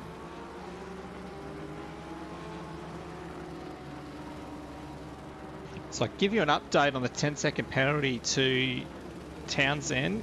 So that was for contact with car 194, which is Stu Skinner. So yep. Skinner was hang on, Gonzalez is off. Oh, he almost went around at turn 2. So he came out of the pits. I think he's still in the car because it's got his name next to it. There it is, yeah. So he almost turned it around there. Sorry to cut you off there, JJ, but yeah, big moment for. Oh no, it is Arndt. There you go. It's just updated. So Matt Arndt's in the car now. Gonzalez made the stop. Arndt has stepped in and has not got off to a very smooth start there. Almost lost it at turn 2. So as I was talking about earlier, when you hand in the car over in P1, there is a little bit of pressure there, but cold tyres, getting back up to pressure. Yeah, so to settle himself down and get back into it. But that was a big moment for the Honda. In the meantime, that was a 20-second gap when Gonzalez handed it over. Matt Arndt, he's going to have that gap back to Marcus Van Vliet reduced now. So he needs to be consistent. He doesn't need to push too hard. But there'll be pressure on him. And what I was saying before, the car 194 under blue flags was letting Townsend by, and Townsend made contact, which is where the 10-second penalty has come from. And car 194 has pitted, and Andrew Sherman has taken over as Marcus Van Vliet is exiting pit lane at the moment. In the meantime, here's Coffin all over the back of Falca, who pits. So in the end, easy position for Coffin to take. He is out of sync though with the other drivers doing the pit stops. Hepburn has joined Falca in the pits as well. So Coffin's going to sort of yo-yo up and down the field, but each time that he is on the downward cycle, he's not going to fall as low as he has in the past. So he's still going to be able to continue on. It'll be interesting to see how Retro Coffin's driver stint sits in that final stint. You'd be a bit disappointed if your timer runs out just before the end of the race. But we'll try and keep an eye on when his last pit stop is and see if he can run to the end. It was a big bit of oversteer for him then.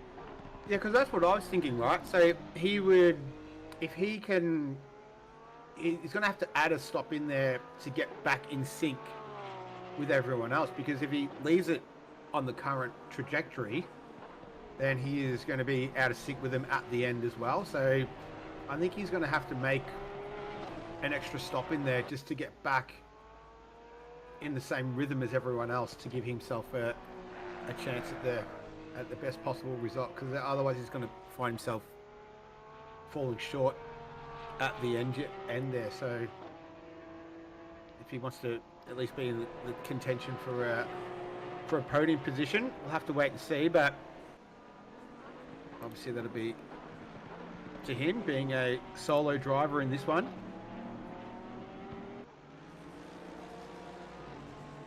But we're over the halfway mark. I don't know about you, I've been pretty entertained by this. This has been good fun. I've enjoyed this. Hope all the viewers have enjoyed it as well. It is actually. It's been very entertaining. The driving's been a very high standard. It's been a pretty minimal amount of incidents, which is good to see. So we've got Marcus Van just coming up on Kevin Rivera, who hasn't made his pit stop yet. Yep. So a few shout outs to Kevin in the chat.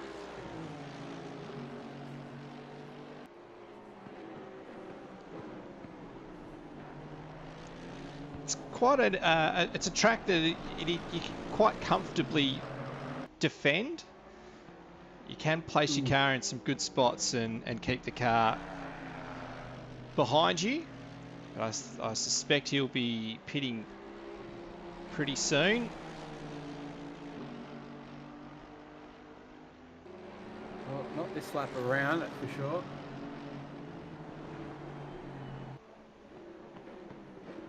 And yeah, Honda just didn't quite have the run into turn one there.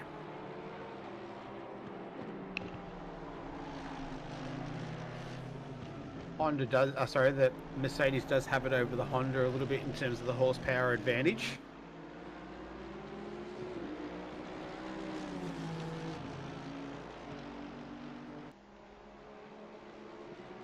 But the Honda, I dare say, is a little bit more nimble, which will definitely come to the fore at the end of the first sector and all of the second sector.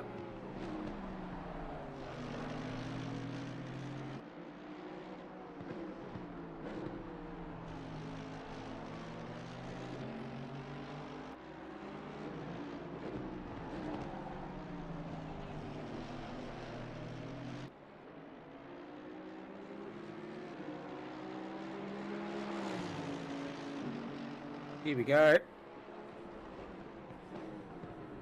It's a long way around through 11, but he gets it done pretty handily too. So nice move there from Van Vliet. It's a great move. It's the second time he's done that. It's this nice little spot there for him. I was going to say, I'm pretty sure we've seen that happen before, and he seems pretty comfortable doing it as well. So Van Vliet moves up into P4 as that is Rivera. He comes into the pits to make his second stop as well. So decided that was a good time for him. I'm Not Jimmy and Townsend, they're both in there as well in the pits already. And then that means Retro Coffin moves back up into a podium position. P3, that's where he started, but obviously out of sync right now with everyone else. So he's going to have to resync, if you like, try and get on track with everyone else, metaphorically speaking, not literally. But yeah, we've gone over the halfway mark, and right now it is Matt Arndt, who's the co-driver with Gage Gonzalez in the Honda. He's in P2. Another Honda belonging to Marcus Van Vliet, who's a solo driver. He's in second. Retro Coffin on screen. Sorry, not on screen. Retro Coffin. He's in P3. Petrovix. Now, Petrovix, he is the teammate of... where are you, Petrovix? It's not a name that I've seen. Where is it? I can't see it. Anyway, I'll get to that later. But he's... I'll get you that information. That's all good. I'm trying to find it on my spreadsheet, but I can't see it. He's in fourth. Fifth is Langner. So have they changed over again, Langner and who was in there with him earlier? Yeah, anyway. So it was Michael Lee and Andrew Petrovic. And there you go. Yep. The other, Langner, car 26. Townsend. That was Craig Townsend. Yep. Big Brain Racing Team, number 2. So I can tell you that Retro Coffin has got 7 minutes left on his stint timer. So he is quite substantially out of sync with everyone else. So he will need to do 2 more pit stops before the end of the race, where I think everyone else will only need to do 1. So that will shuffle him back down the order.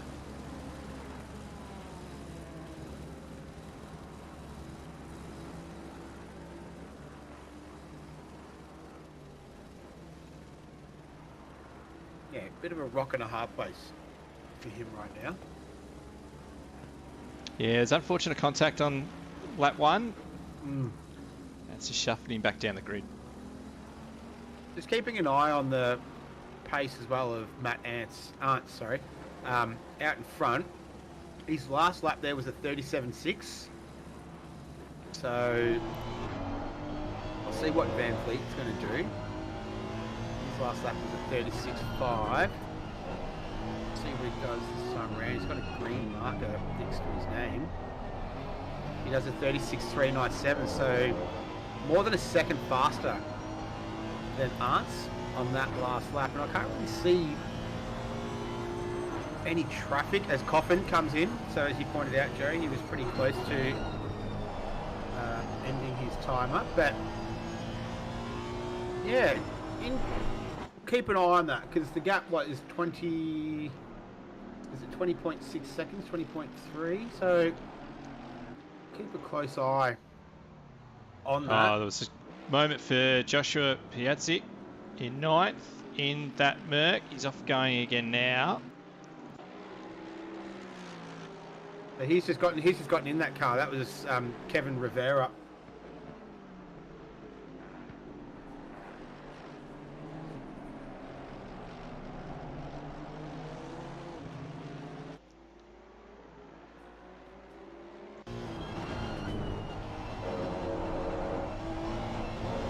We'll follow Matt around for a lap, see how he goes. And it'll give me a chance to jump up.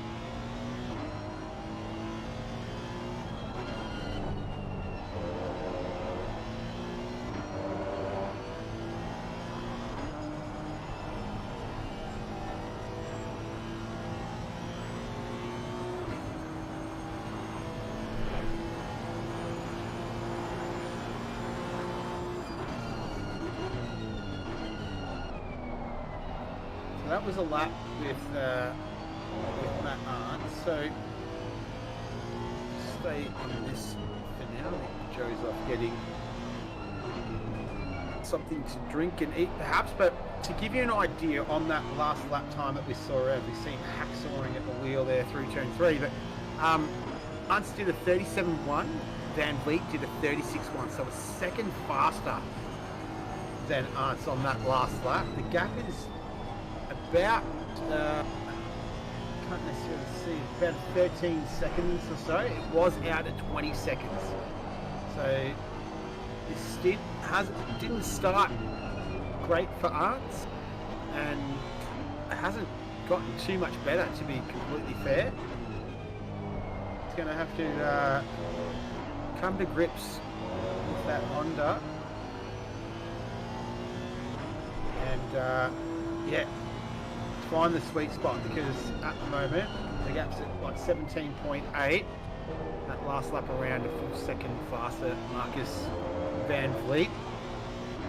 As we are approaching the final quarter hour of hour number 2, we'll move into the final hour number 3. So track temperature still maintaining 32 degrees, still at optimum. Air temperature's 25, and the wind hasn't changed either. So it's still, conditions are still as they are. That last lap around from Arndt was a 37 flat. A 36.1 was the last time from Van Vliet. Let's see what he does when he crosses the line now. A 36.4, so 3/10 slower than his previous lap, but still over half a second faster than Arndt out in front. So that gap starting to close up a little bit more, a little bit by bit each lap. Just with Matt Arndt right now, and there he is in that yellow Honda. He's pushing very hard. He's still got a decent gap, 17 seconds with Van Vliet. He's bringing that gap down. Could be a very interesting finish, this one.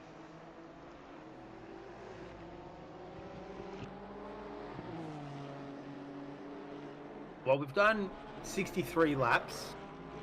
So, and Van Vliet's a solo driver, so he's done all 63, obviously. Arndt has done maybe 10. So Van Vliet definitely, you know, much more familiar with the conditions, much more entrenched in the rhythm of the circuit. And Arndt's just having to get himself acclimatized.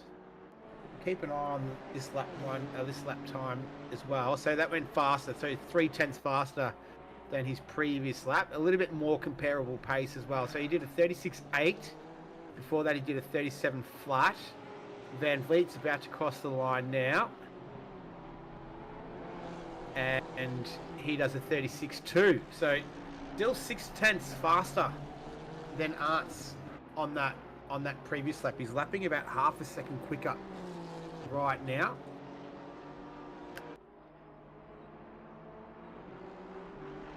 Yeah, it could be in store for a pretty decent finish here if these times continue. Obviously, Gage Gonzalez will finish out the final stint. That will change the game a little bit as well. But 13 and a half minutes away from finishing the second hour, and we'll move into the final 60 minutes of this one.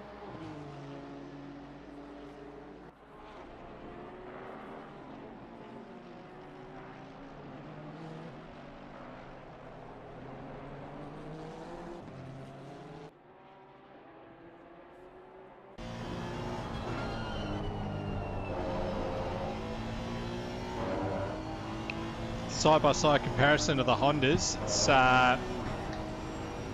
Matt on the right, Marcus on the left.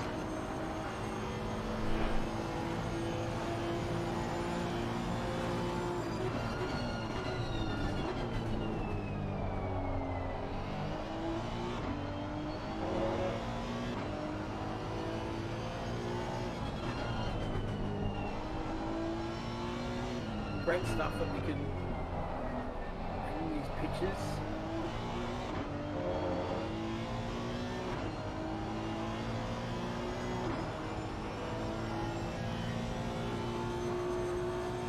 So, still that last one around, Arndt's 36.975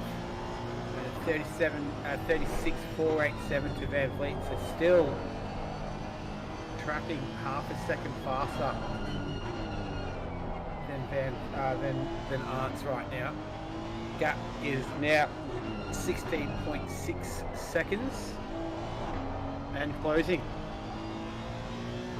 At one stage, I think it was around about 25 seconds, I think, the gap, but obviously significantly closer right now.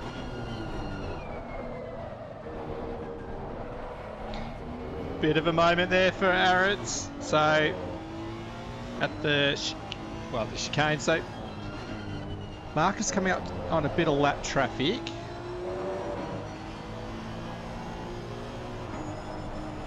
That'll be Rodney Felker and Andrew Sherman, I believe,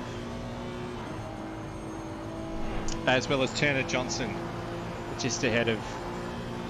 They're the cars between Van Vliet and Arendts, so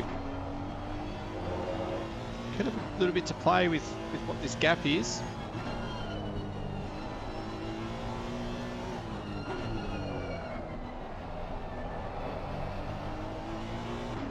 Although the difference that last lap was only 4/10. Yeah. Starting to even itself out a little bit now. And he's taking out some big chunks then, Van Vliet.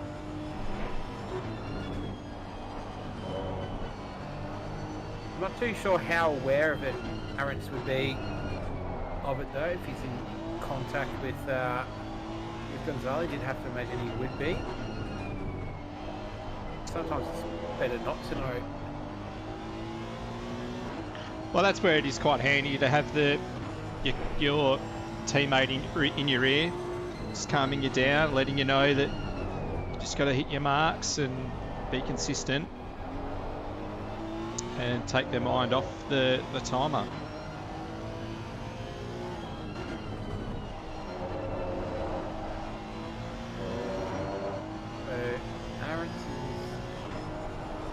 It looks like Van Vliet's got a little bit of traffic now. That's Johnson, I believe. Missing there. The only missing in the field.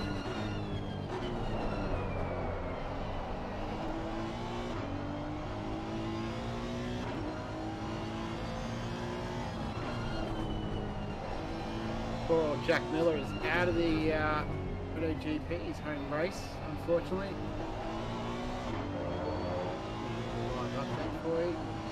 Just got a corner named after himself, and yeah, it's not bad. It's not bad, is it? It's probably maybe a little bit presumptuous, like that. Why to judge?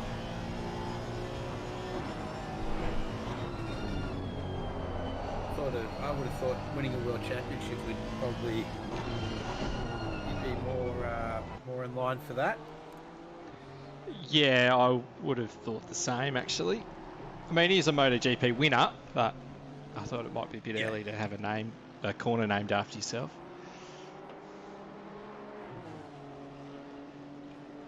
All right, so that last one there, 37.2 to Arendts, to 36.9 to Van Vliet. That's the last one around. Arendts is coming up to complete another one now, which will be 68. A lot of laps around this Zandvoort circuit. Unrelenting. Retro Coffin and Chris Rise in a bit of a battle here for 7 and 8.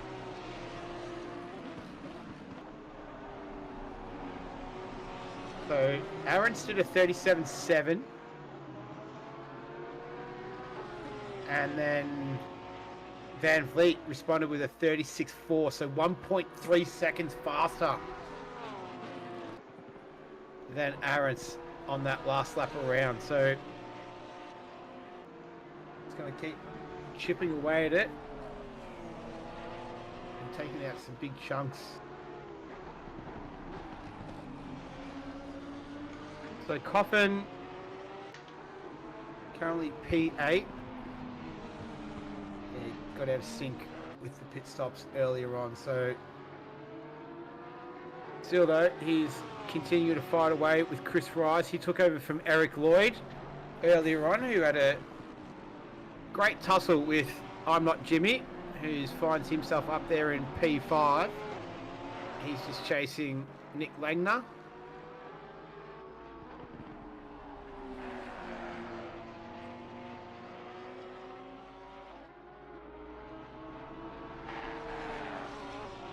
That Porsche looking to make its way past the Lamborghini up the front straight.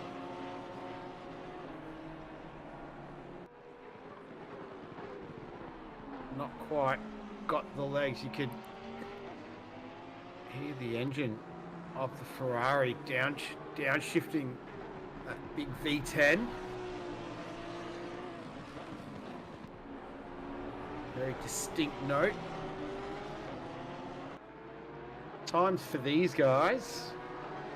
Coffin last time around a 38.575, a 38.485 to Chris Rice. So really nothing in it between these two. We've seen that a lot this race as well. A lot of guys being very evenly matched,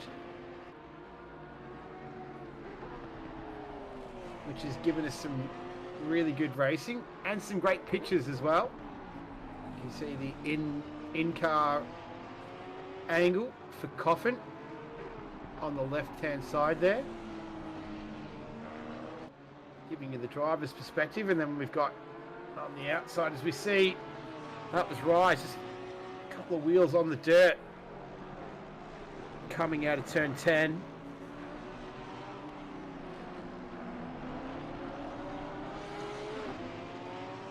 So Coffin obviously a single driver versus Rise, who is the teammate of Eric Lloyd, and Coffin just looking to go up the inside there of 13, get a nice run onto 14 onto the main straight, tucks in behind the rear wing of the big Lamborghini. Just doesn't quite have the horsepower to match that V10. Couldn't quite get it up the inside there. Really good racing though, really good, hard, clean, fair racing between these two. And the Porsche just having to live to fight another day at this stage. Still more than an hour to go in this one, and Retro Coffin is a little bit out of sync with the others for the pit stops as well. So he did start P3, had that incident on lap 1, he's been battling back ever since. Doing quite a good job of it as well. And these two are separated by about a tenth of a second in terms of lap time right now. Has started to settle down a little bit more out in front as well, with Arendts doing a 37.490 compared to a 37.1 for Marcus Van Vliet. So only 3/10 faster on that last lap around, almost 4/10 faster on that last lap around. And Rise just makes a mistake out of turn 10. And that was enough for Coffin to pounce. And that moves him up a spot. So Retro Coffin now into P7. He's going to have to make 2 more stops. Sorry, it'll be one more stop. He's made one of those. Stop. So yep. He can see Flores just up the road. And he'll have the target on him. Well, the last lap around for Flores was a 38.2. Coffin did a 37.7, so half a second faster than that one. And then Matt Arendts, a 38.232. Van Vliet, a 37.1, so more than a second difference in pace again between P1 and P2. I have to say, Amans Petrovics, he's just got a bit of a lonely old race for him right now. He's got Nick Langner a little bit further back from him, but not close enough to challenge yet, and doesn't have anyone in front either. So he's a little bit lonely by himself out there. But only in P3 is better than being lonely in P14 or 13 down that end. I think Andrew Sherman's in for his first run in this race as well, part of the Flat 6 Racing with Steve Sky and Hugh Skinner.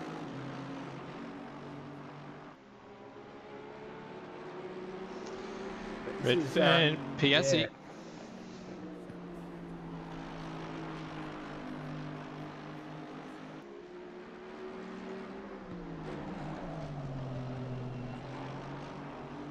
There's Aston Martin versus Mercedes. Oh, he's run wide there, Piasic. What happened?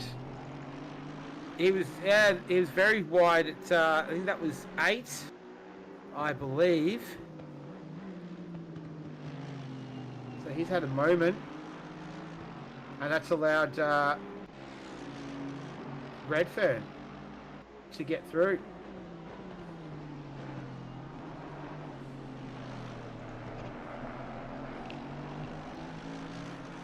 Maybe just went a little bit too deep under brakes and outbraked himself.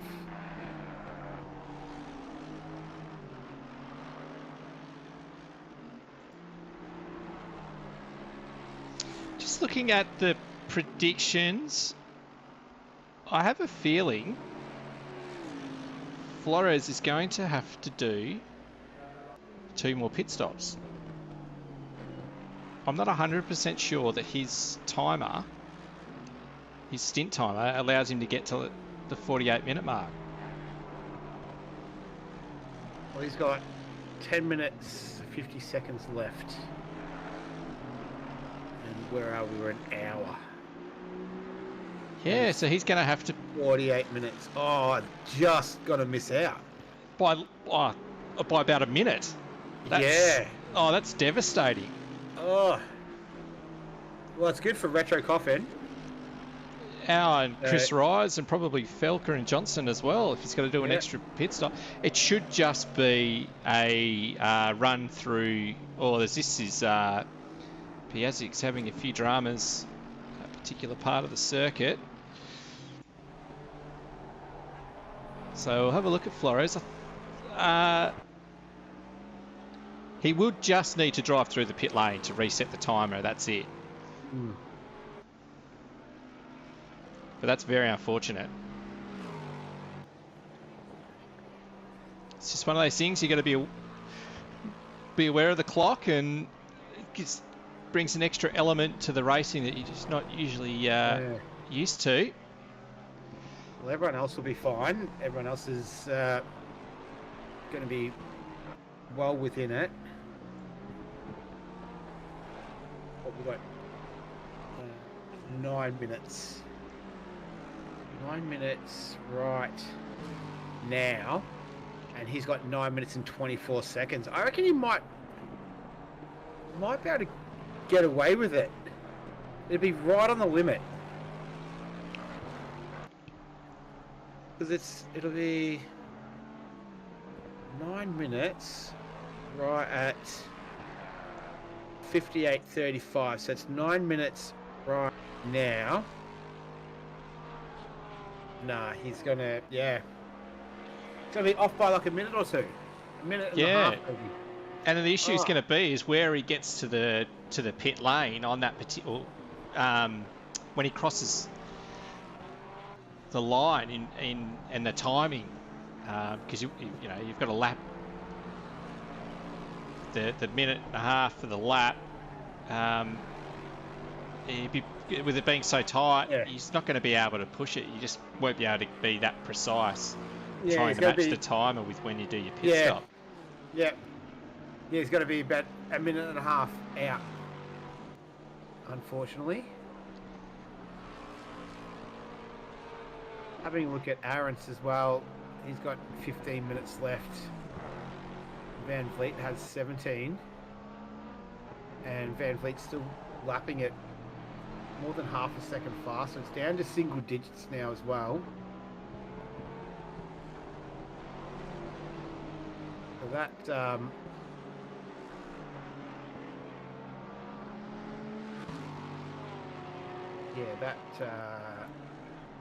pit stop is going to have to be super spot on the money.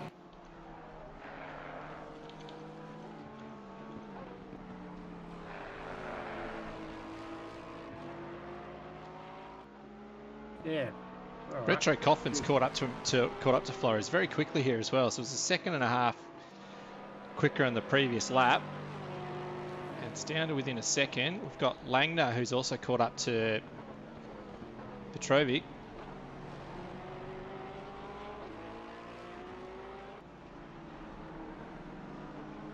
Yeah, so last lap around, Flores 38.430. Coffin was a 36.5, so almost 2 seconds faster. And looking like he's going to be able to do pretty light work of the Lexus.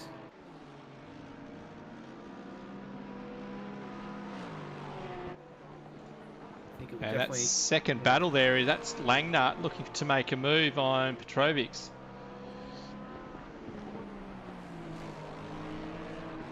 We've just seen it all race, haven't we? Just really evenly matched guys going at it.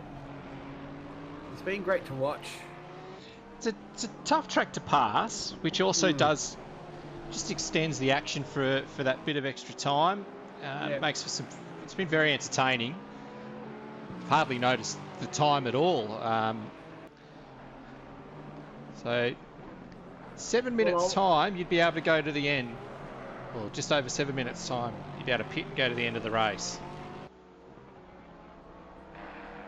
And everyone's well within that right now. So, as we're watching these two battles, we're thinking about, I wonder when Arentz will decide to pit as well, if he'll hand it over as soon as he possibly can, or if he'll go to his maximum stint limit, given the gap and how quickly it's coming down. In saying that, though, he's almost gone faster than Van Vliet on that last lap around last time. He's about to cross the line again. Oh, he goes slower, almost a second slower. Saying that, Marcus Van Vliet was about a second slower than his best as well, but it was 1.3 second gap. That's significant. Yeah. So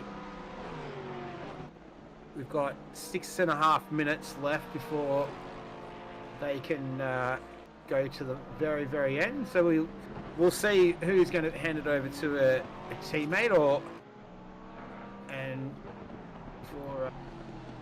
so Retro Coffin got the move made then. Yeah. Flores didn't make it too hard for him once he got up the inside of in, as we've got Langner. Yeah. It's just got a similar thing done on Petrovic. So we'll go back and have a look at the replay of this move and how that was set up.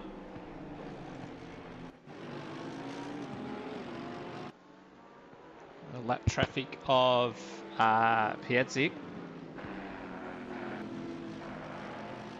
Oh, he just ran wide, grabbed the dirt. It was pretty straightforward after that.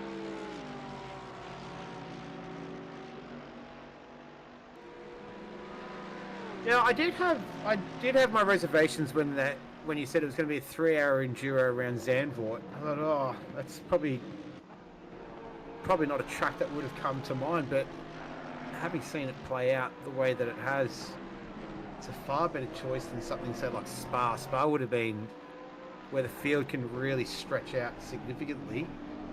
This track has kept it relatively tightly condensed and tightly packed as well. I know we started with 16, we've got 14, so I think that's still a really good effort as well, but it hasn't been lacking for action. We haven't been... I haven't felt that the race has had too many really flat spots, not much going on. So, and we've seen some really high caliber racing as well, which we've come accustomed to PanAm as well. So been very entertaining, and I'm the same as you. I haven't really noticed the time either. It's gone by relatively quickly.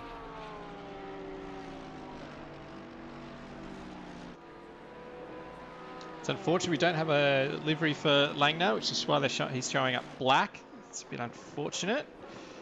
Hopefully we'll be able to sort something out for the next race. As we're all in a little bit of a holding pattern, waiting for this time to run down for this final pit stop, and then it'll just be a run to the line. 6 seconds at the front of the field, so Marcus Van Vliet's done a really good job of bringing that gap down. As there's Flores in. That, as I thought, 2 minutes left on his timer. He's going to be 2 minutes short, or there or thereabouts. Unfortunately, he'll pit stop here. And he'll then have to do a run through the pit lane a bit later in the race.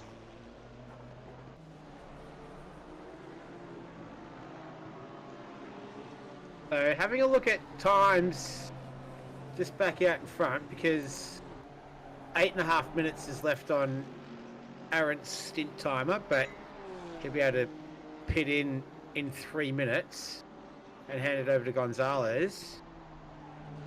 He was only slightly slow. It's probably the closest comparable lap time that they've had over the last probably 5 or so. 37.657 to Arendt, so 37.5 to Van Vliet. So that's just a sliver of time compared to the big chunks that have been coming out for a fair while now. And we have seen that gap come down significantly as well to 4.4 seconds is the difference between these two. So in about 2 minutes and 20 seconds, Arendt will be eligible to hand the car back over to Gonzalez and let Gage finish it off for him. And we'll absolutely have to do that within 7.5 minutes, because that's when his stint time will officially end. And then Van Vliet, he won't hand it over to anyone because he's a solo driver.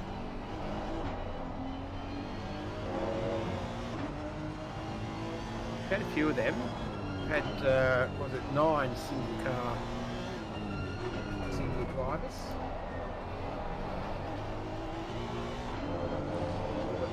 Screen happening again to give you a really good indication of both in a Honda, but both lapping very differently. That last one around at 39.2 to Arendt, at 36.945 to Van Vliet. So I wonder if Van Vliet might even just start to be able to see Arendt as well, just adding more fuel to the fire.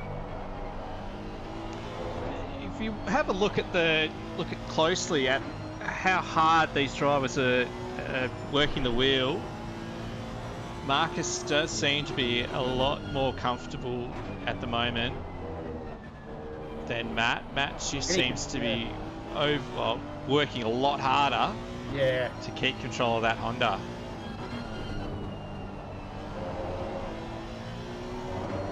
And I dare say that might even be a symptom of,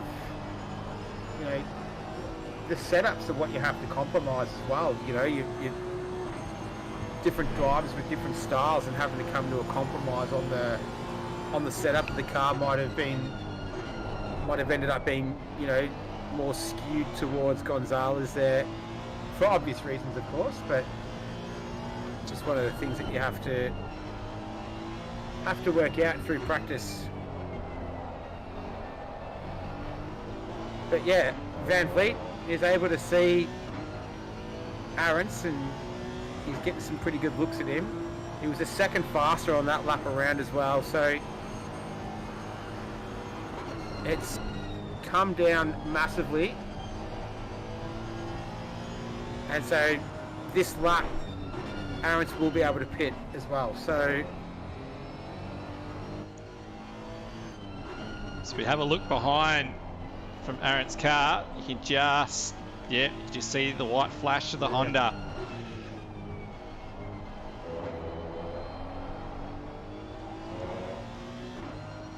And he'll be seeing that as well, and that just once again more pressure.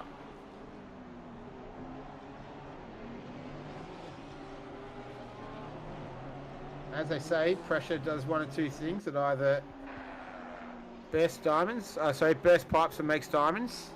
But I did hear someone actually say recently, they said, yeah, you also you use it to fill up tyres. So I was like, oh, that's a fair point. And here he goes, he didn't. Yeah. And Van Vliet's got to continue. He's got extra time as well on his timer.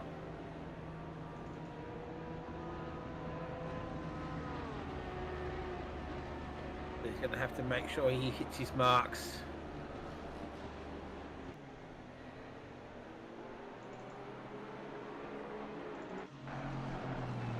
Just had Flores make a move on Redfern as well, so Flores on fresh tyres, no doubt.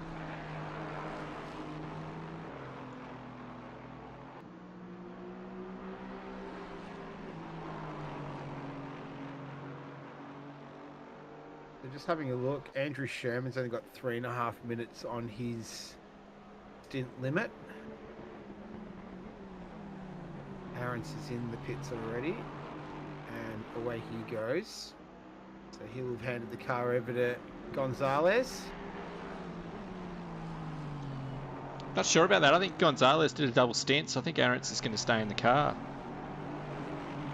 Well, I wasn't too sure in terms of if there was minimal stints or maximum stints they could do, but it looks like the name hasn't changed on the timing screen.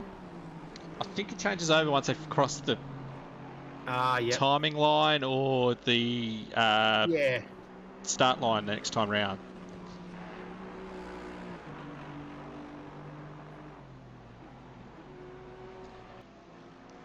"45 minutes left, and Marcus Van Vliet is in pit lane." Gage Gonzalez is in the car. He is too. Oh, there we go. It's going to be a pretty good battle to the end. Gage has got plenty of speed. We know that. But Marcus, we're looking to hunt him down. So Van Vliet still stationary right now. Where's Gonzalez? Come through 11 and 12 as it is.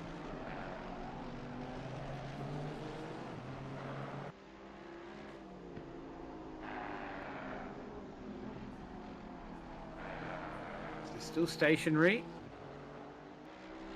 This is a long stop. There he goes, Van Vliet done. He's down. And Gonzalez just coming through. I think he's done it. I think he has done it, yes. Van Vliet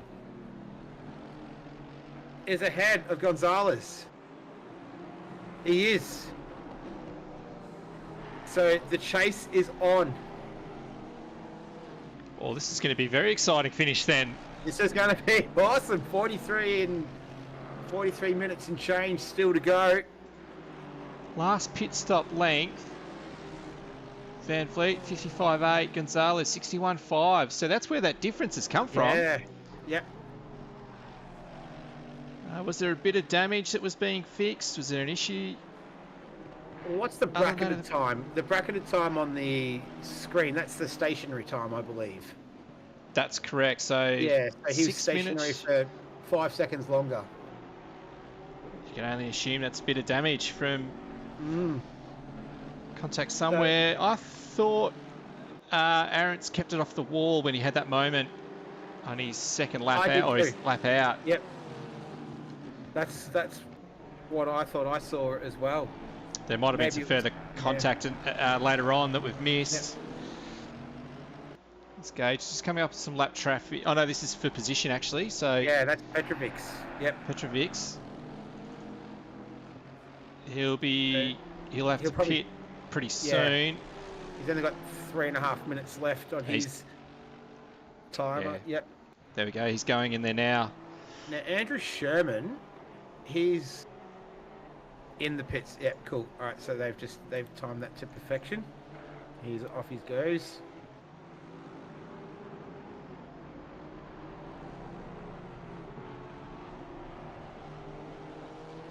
Having a look at everyone else.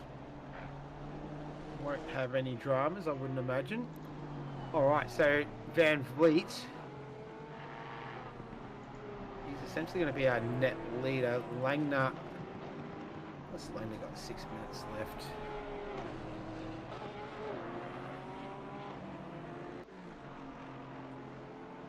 Yeah, it's going to be a straight fight between Van Vliet and Gonzalez till the end.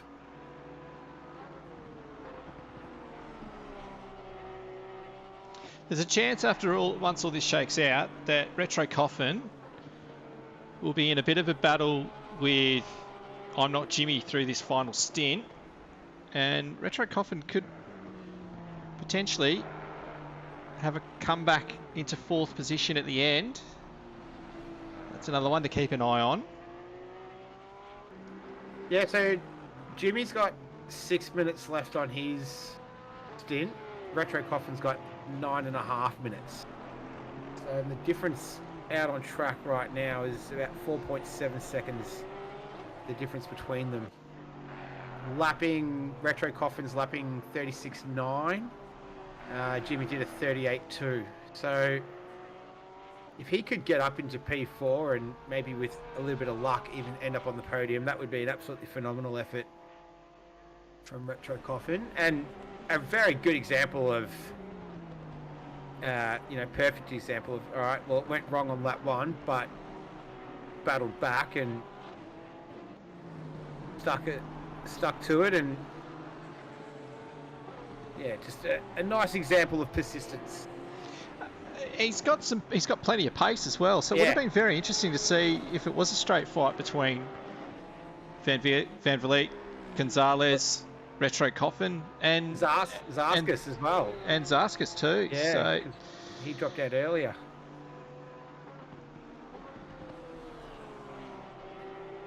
Yeah, so Jimmy's going to have to pit in the next lap or two. He's only got 4 minutes 50 left on his timer. Matt Redfern as well, P8. He'll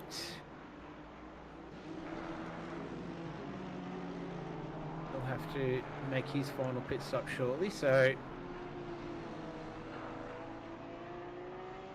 And having a look at times...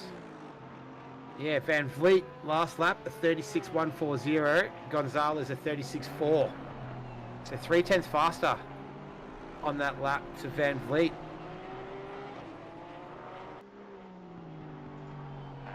And he just sets the fastest lap of the race at 36.415. No, he doesn't. A 36... Sorry. No, my mistake. That's the quickest of his stint. I'm not too sure why that's... Yeah. It's a bit of a glitch there. Yep.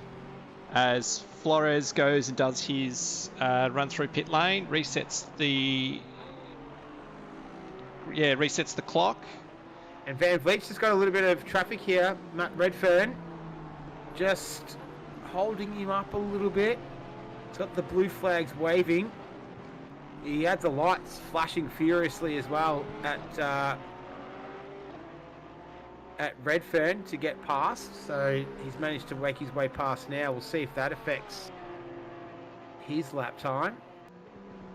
And Gonzalez, he has the same issue now, so he's going to have to make his way past Redfern.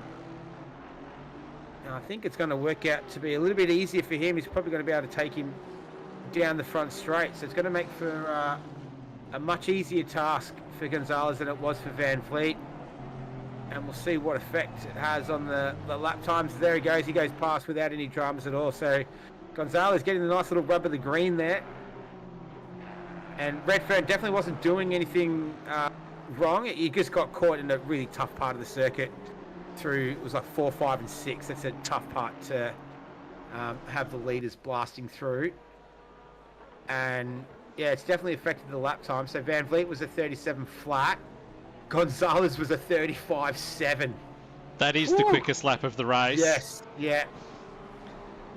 Oh boy, that's rapid.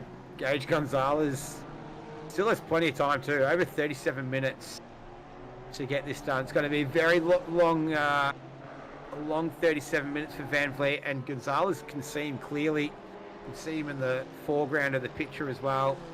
And this is perhaps where, if you're a driver combo or trio, we've got one of the trios, that you get the benefit of, you've had a rest, you've been able to mentally switch off for a bit, rest up, maybe get something to eat, something to drink, as opposed to Van Vliet, who's been in there for over 2.5 hours now, and would surely be fatiguing a little bit. Also thinking about the actual local time as well. So it's kicked off 9 p.m. Eastern Standard Time, North American time.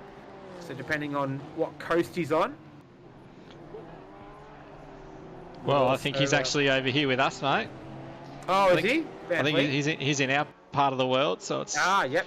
just coming up on 2 or 3 o'clock in the afternoon in some of the eastern states of Australia. All right.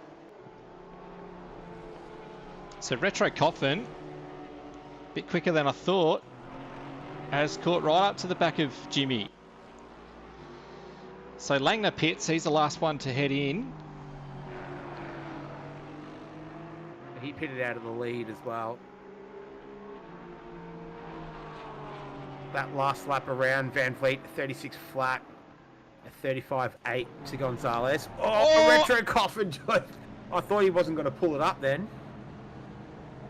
This is going to be good between these two right to the end. We've got some nice little battles that are going to entertain us. 30 seconds left in the timer for Jimmy and for Langner as they've headed into the pits. I thought that was... for some reason I thought these guys had actually finished their pit stop. So it's going to be... Yeah, so Langner will be the first one out. As they're doing that, we'll go to the front of the field because there's 2 seconds in this battle.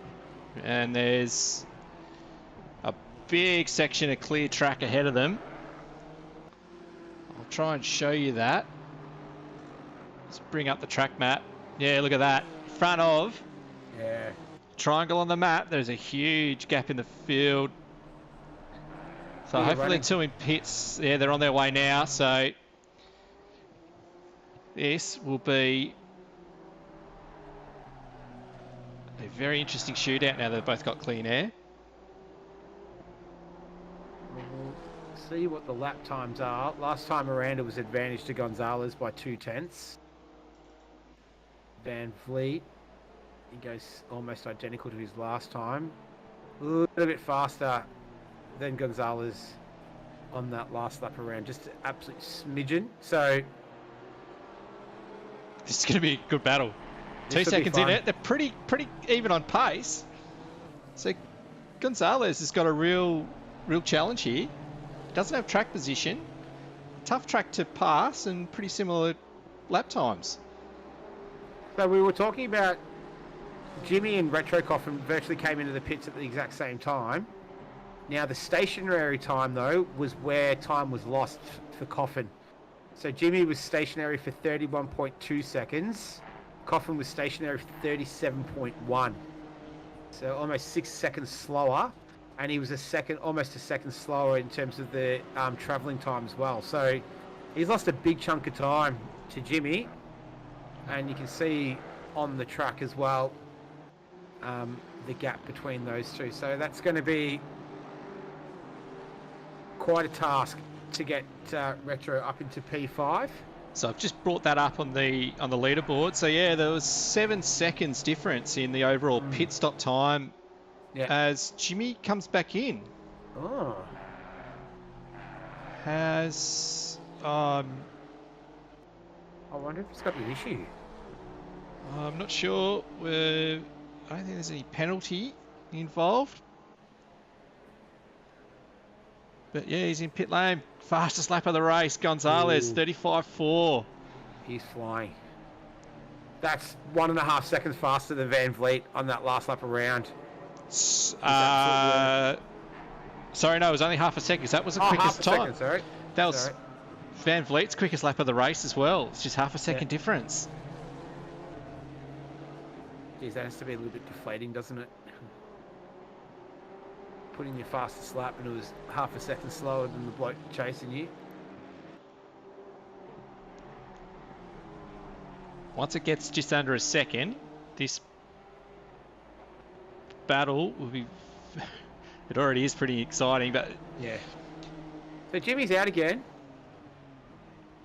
Do you reckon maybe... I was going to say, do you think maybe it was fuel, but he didn't have a significantly longer pit stop than Retro, and they would have both had to fuel up to the end as well. So maybe he miscalculated, possibly.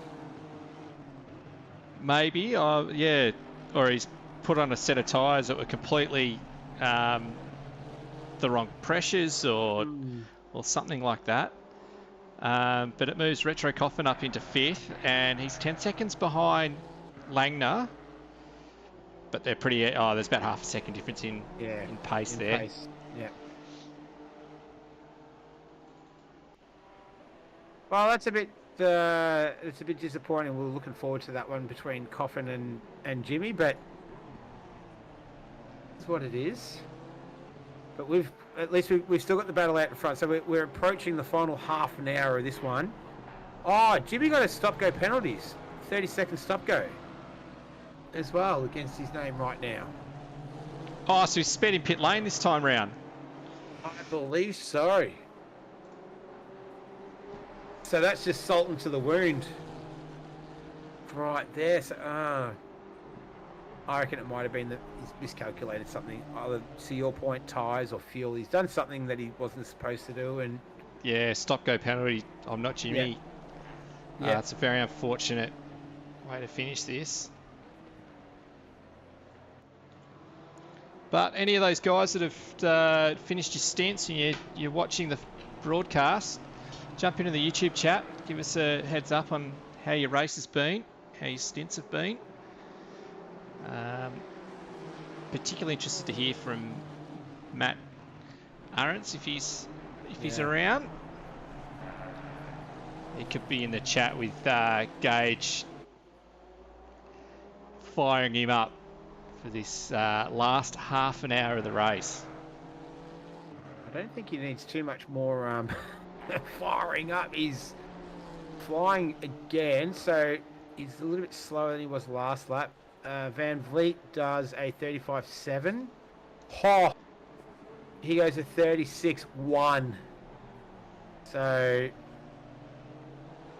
Gonzalez a little bit slower. He might have copped a little bit of traffic, or no, there's no traffic, so he's made a mistake somewhere along the line. And that's Van Vliet's fastest lap of the race as well. So he's coming good when it counts.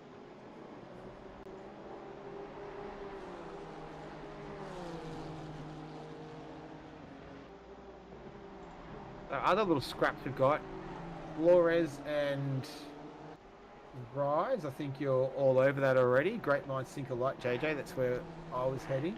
That's exactly, mate. Just in tune. Yeah. So Chris Rise, I think he's done a double stint after Eric Young in the beginning. So they've both shared the driving equally. Having a look at their times, a 38 flat to Rise, a 38.2 to Flores on the last time around. So those two are pretty evenly matched right now. That's in 6th and 7th.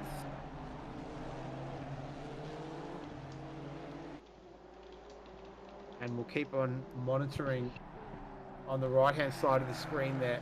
You've got Gonzalez and Van Vliet for the lead. I love it that Flores has got his enduro lights on. Love it. We'll keep an eye on the times between the two at the front. 3/10 quicker for Gonzalez. Quickest sector of the race in the final sector. There was 3/10 in that final sector. The rest of the lap was very, very even between the two of them. That's Stanley. That's Stanley in the Honda going around there. Oh, that's at the final turn. the final turn. We'll have a quick look at what's happened to him there. I reckon he's lost that just on the exit.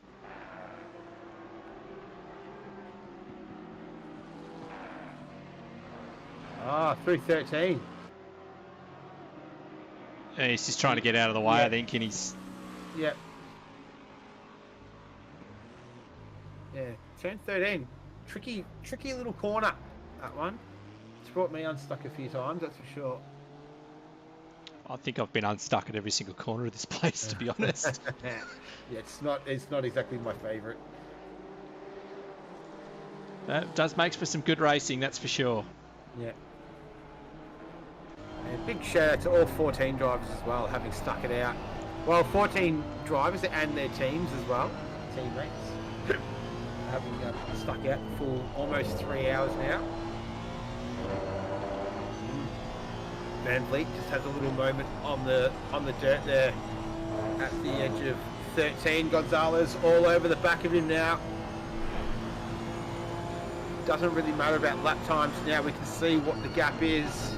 But if you're curious, a 36.4 to Van Vliet, a 35.6 to Gonzalez. So, oh, he has a little moment there out of one. So they're both pushing as hard as they can. We have seen late race mistakes made by Gonzalez that haven't costed him necessarily. Out at Monza, the 60 minutes of Monza, there's a little incident. I can't remember the driver's name, but it was a cracking battle between those two. So we have seen him, I think Watkins Glen as well, but that was not in with the race lead on the line. There's well out in front. So have seen that happen late race. And he is pushing extremely hard, doing his utmost to get past Van Vliet. So we saw the comparison between Van Vliet and Arendts previously. We'll have a look at the comparison between Van Vliet and Gonzalez.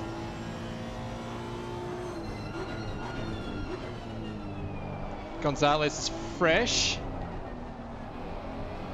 compared to Van Vliet, who's been in this race the entire time.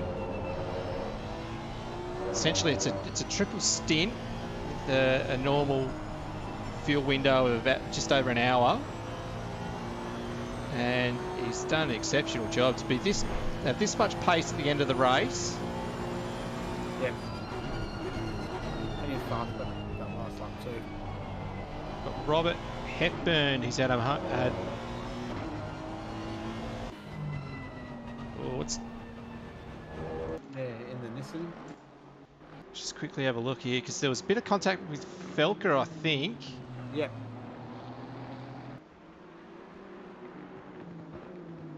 Oh, this is right. Yeah. That was Hepburn has gotten turned around by Felker, I think.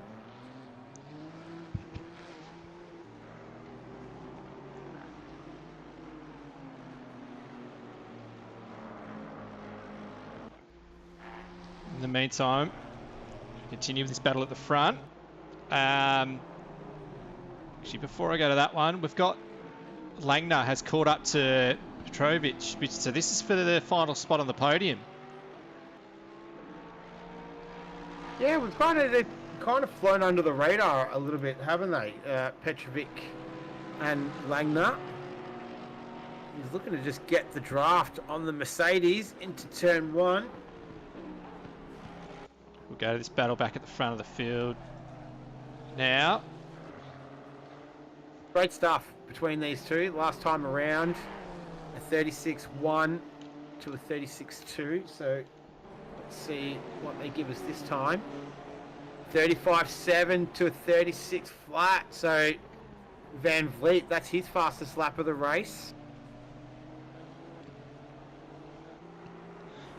The cream is certainly rising. Oh, it sure is. This is such a good battle to watch. They're doing a great job, these two.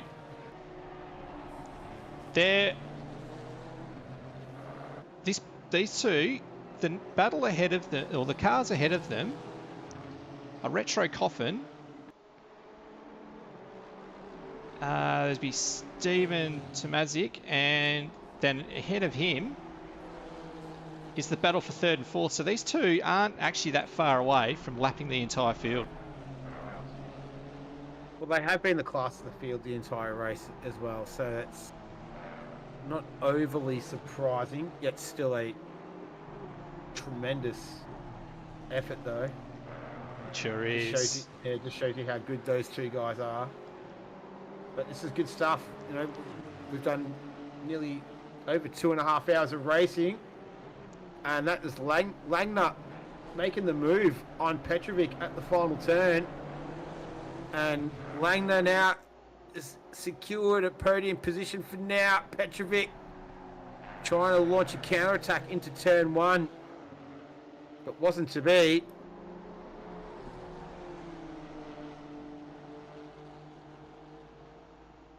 So I'm sure Craig Townsend, the teammate of Langner, would be cheering him on right now. Bit of heart and mouth stuff as well there. And Petrovic, his teammate Michael Lee, would be cheering him on as well. So great stuff for third and fourth. We've got the battle for first and second right here, though. And those last around 36 flat to Van Vliet and Gonzalez, so separated by about 25 100ths of a second on that time around. So we get some more great double box action. We've had it coming all day. Stream's gone off virtually without a hitch. Been awesome stuff. Joe's done a fantastic effort in keeping these pictures coming to you.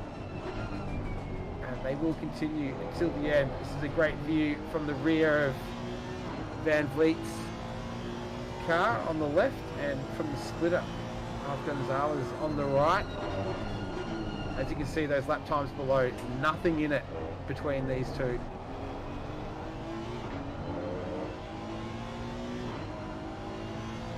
Millimeters, in fact. Oh, Rodney Falker! He had a hootie touch there. Was that Petrovic? It was! So he's out of contention now for the podium position. They just bumped into each other side by side. And that's disaster. Oh, but it's opened up the door for retro contact. Oh, there's contact! Oh, no! That's a big hit from Gonzalez. It's all going off right now. Where was that? That was turn 2, turn 1. Oh no! That was coming out of turn 1. Yeah. Oh. It was just like, no joke, like about 5 seconds before, it was Falker and Petrovic's. We'll have a look at this again. Van Vliet ran wide. That's what I was on board with. And Gonzalez makes the contact. Ooh. That was big contact. Yeah. I wonder if he's gonna. The bonnet there is flapping a bit, which is usually an indication that the damage was pretty sustainable.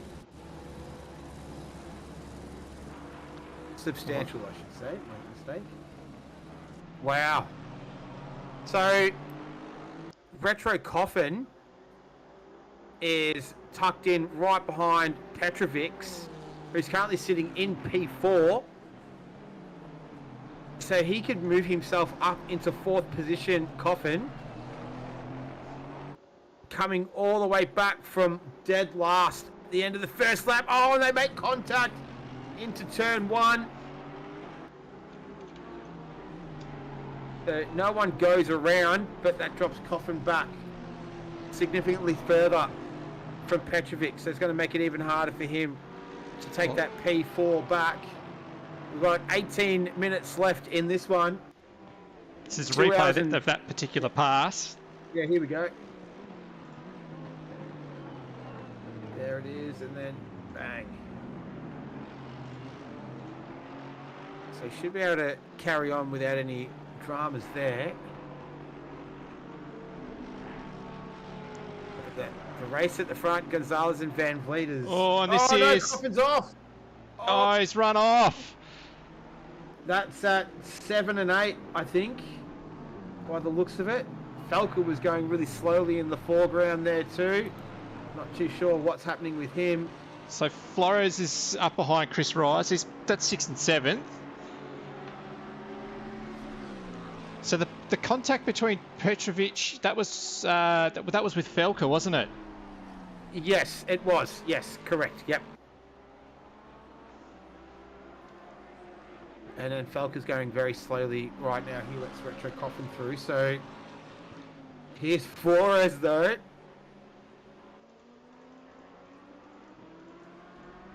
The Lexus versus the Lamborghini V8 versus a V10.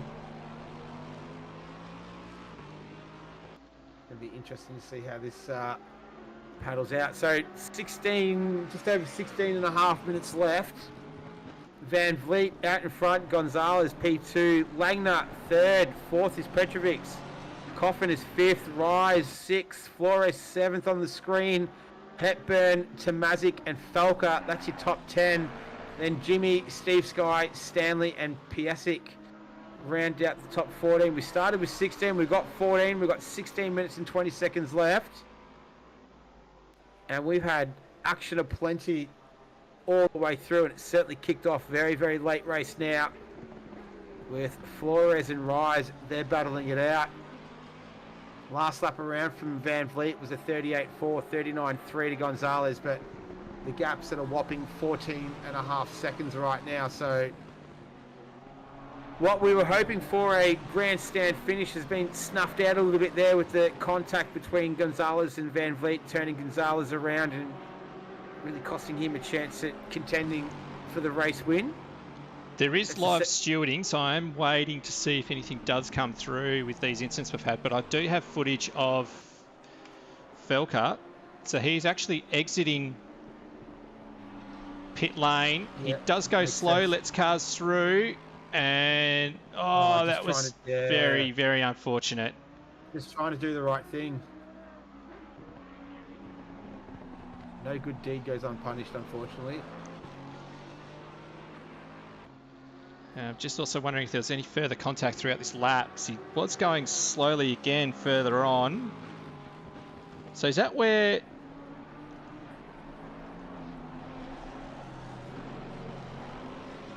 Because then Petrovic and Falco had contact again down there. So this is them here. So it was Petrovic. Coffin and... Yeah, it's Petrovic. Unfortunately, we don't have the livery on this particular side. I don't think it shows up in the replay. And it's a good little battle between those two.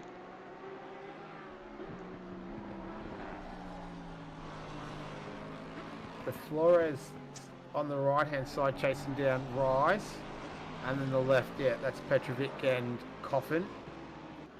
It's what threw me off is that, yeah, it doesn't have the livery on there, but that's okay. So Coffin still, he did make a little bit of contact on his last attempt to get past Petrovic. He's been in a bit of the, he's been in the wars a bit the last 20 minutes of this one. They had contact with two cars, but still holding on to P4 right now.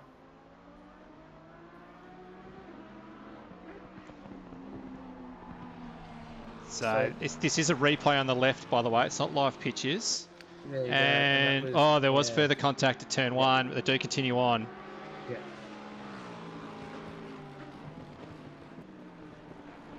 We'll go back to live. We'll keep an eye on this replay. I think that might have been it for the replay. We've had a response from A. Sherman. He hasn't had a very nice day. I think those guys will be looking forward to the end of this one. 13 minutes to go. So Steve Sky is in the car at the moment.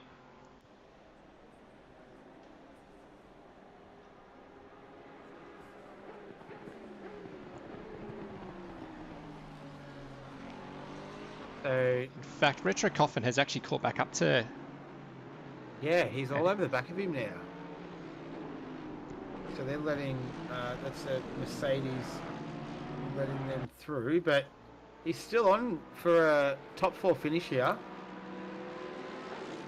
And you don't know what's going to happen in the next 12 and a half minutes, so could even find himself a sneaky podium. But first he needs to get past Petrovic. So I can say that it is just the replay that the delivery doesn't show up. So this battle for 4th and 5th. So Retro Coffin still has a chance of getting up into 4th. And then there's another battle back behind these two, which is Rise and Flores.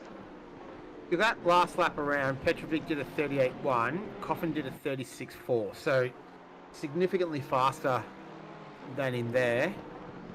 And then you've still got the other battle that's going on behind these guys between Flores and Rise. That's super tight as well. So positions 4 through to 7 are all still being fought for right now. Out in front, Van Vliet, he's 17.5 seconds ahead. He's gone a little bit quicker on that last lap than Gonzalez. And then Langner, he's gone faster than both of those guys as Coffin makes the move on Petrovic. So he gets it done and moves himself into P4. Sensational effort for him. Flores gets the job done on Rise as well. Yep.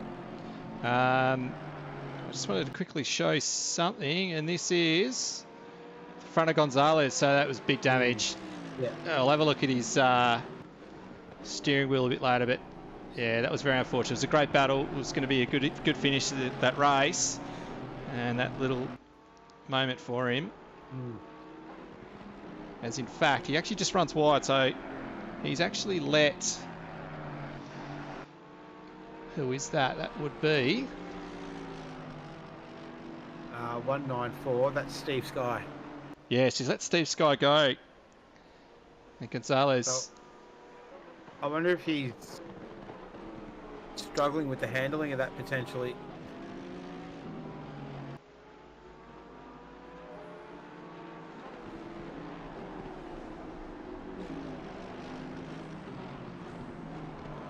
Watching the onboard of Gonzalez, yeah, there you go. He doesn't look too bad, actually. He doesn't look like there's big steering damage. But it'll be definitely affecting him, that's for sure. Yeah.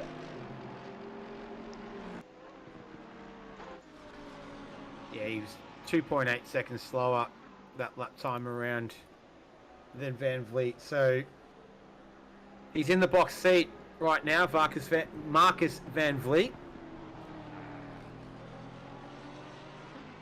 Langner, I don't think he's going to come under any heat from Coffin if he's just able to keep it moving here. But Chris Rise and Flores. So Flores just recently took Rise, so he's trying to open up that gap. And on the left, this is the overtake of Flores on Rise. Yeah, so that's Rise just ran wide at turn 1. And that was it for that particular battle. It was relatively easy for Flores after that. Yeah, and he's been able to just start to inch away from Rise right now. And we'll have a look at the position deltas from the start of the race. Good forward progress from Van Vliet and Gonzalez, the front. Flores as well, up to 6. He's up 7 positions. Retro Coffin, after all that, he's technically only 1 position down from where he started the race, but it's been a lot of effort to get back to there. Great work from Flores, though. Up 7 spots.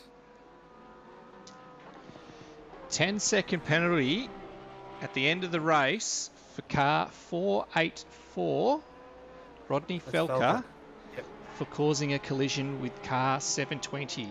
That is Petrovic. So it will affect positions, I think. technically Felker will, most likely go back to 12th position. He got caught in a couple of incidences, consecutive laps, so he wasn't having a good time of it. But Flores, back to Flores, he's up 7 spots. He's been a solo driver as well, so great work from him to get up to P6. Hepburn, he's up 7 spots. And another update, the contact between car 424 and car 313, Van Vliet and Gonzalez, no further action. So that is deemed a racing incident. Play on. Yep. That's not. That was suspected that would be the case, and the race has continued on. Well, from the naked eye, it did. Oh, Langner has a big lose at turn 7, I think it was. He made contact with the wall there as well. So could this open up the door for Retro Coffin to snatch a podium after being dead last, not even halfway through the first lap? What's the difference? What's happened to him here? Just lost the. Oh, he got on the dirt there a little bit on the inside, and then gave that wall a bit of a whack. So the gap between those two right now, trying to see, but 15.3 seconds. But if that's going to be any damage that will either be compounded by something he's suffered before. I couldn't really see any witness marks on the side of the car to indicate that. That lap around, he did a 40.2. Retro Coffin did a 36.8, so lost him a big chunk of time. Langner.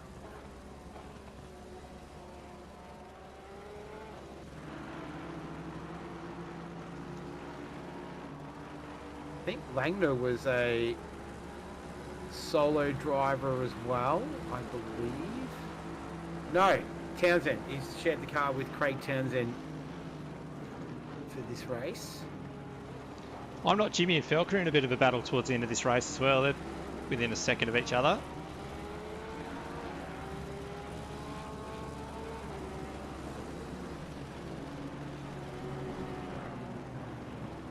Yeah, Jimmy with that extra pit stop at the end for whatever reason has really ruined his race for him. He was looking on target to have a top 5 finish, but unfortunately didn't eventuate. So for whatever reason, he had to pit twice within consecutive laps, and he had the stop go. He had the drive-through penalty. That pretty much was the nail in the coffin. Keep an eye on the Langner times as well compared to Coffin. So his last lap was the 140 that he had the incident on. Then he's just done a 37.7. So it doesn't look like that that brush with the wall has affected his performance.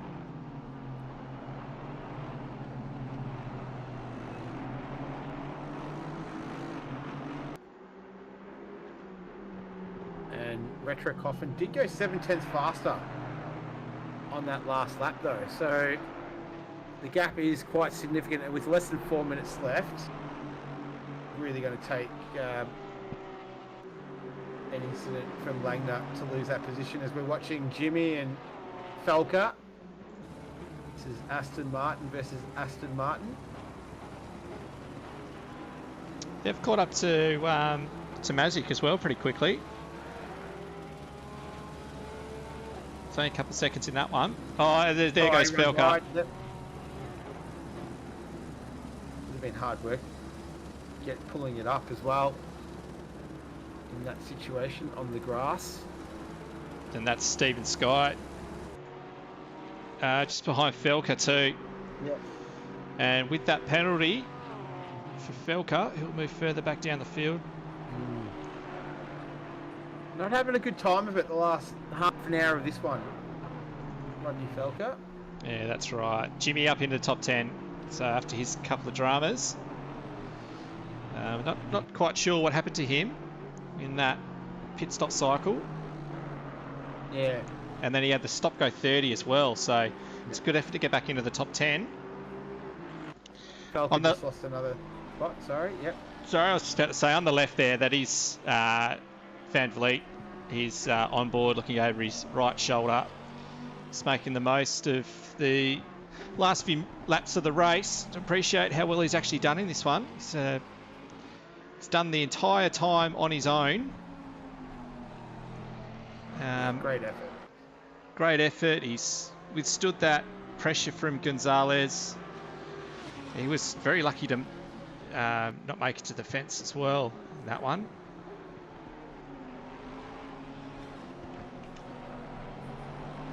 Yeah, so Flores and Rise are really the only two that are still debating for their position. So Flores 6th, Chris Rise 7th.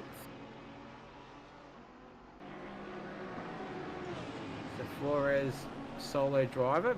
We saw Eric Lloyd put in a pretty good stint as well during his time in that Lamborghini before he handed it over to Chris Rice. But yeah, this one's just gonna...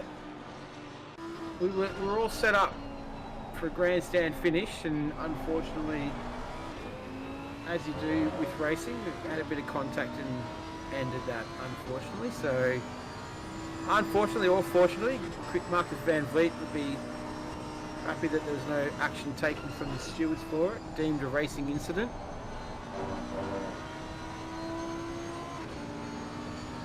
He's less than a minute left. I reckon he'd be pretty keen to get out of the seat. Right, man. Leader is on the final lap. Give it all you can. And there it is. The final lap has officially begun. We're watching Rise and Flores though. This is a nice little scrap between these two. Once again, we've got the double box. He's going to send it down the inside. That's into 11. Can he pull it up? Yes, he can. So nice move. He was able to get that done relatively comfortably then. Great work from Rise. He moves himself up into P6. So Eric Lloyd would be very happy with that. I think I called him Eric Young tonight. My apologies. But here's the man of the moment. That's Retro Coffin, who's currently P4 right now.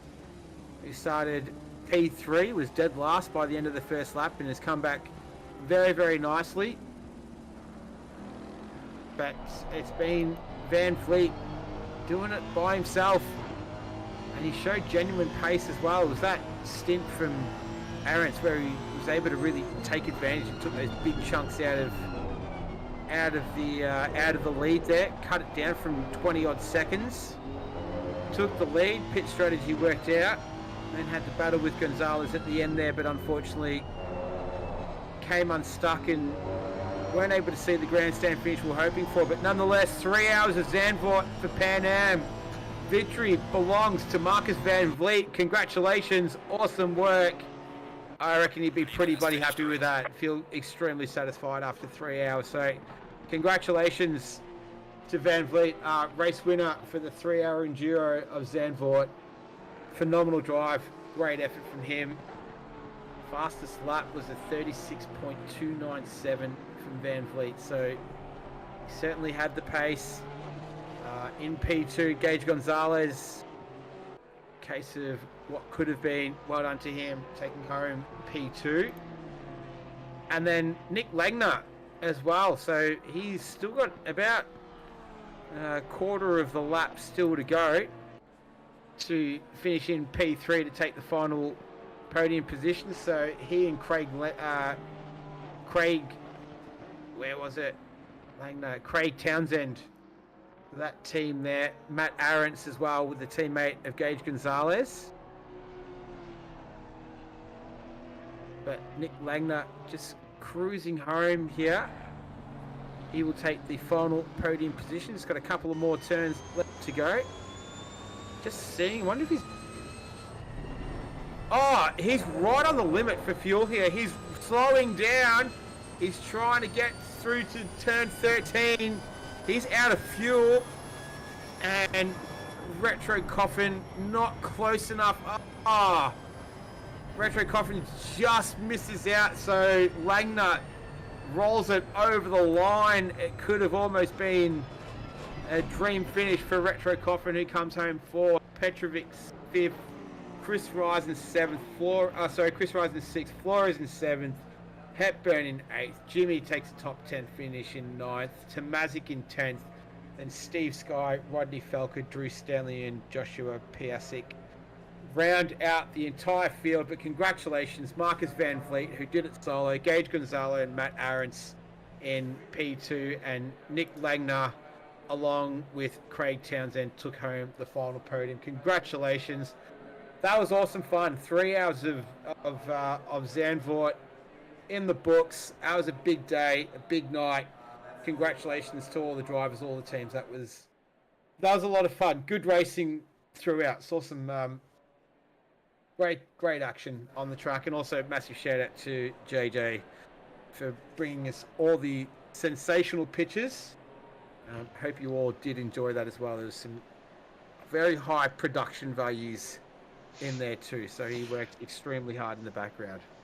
Yeah, I'm looking forward to an afternoon nap after all of that. Just a bit of extra information for the end of this one. Gage Gonzalez had 49 seconds of driver stint left in that race then as well. So that was very tight. If that went for another lap, then that would have been very tight. Van Vliet, 2 minutes 50 left, and everyone else is... it's just... this racing does bring that extra element. I really do like these endurance races, and we'll be looking forward to the next one with Pan Am.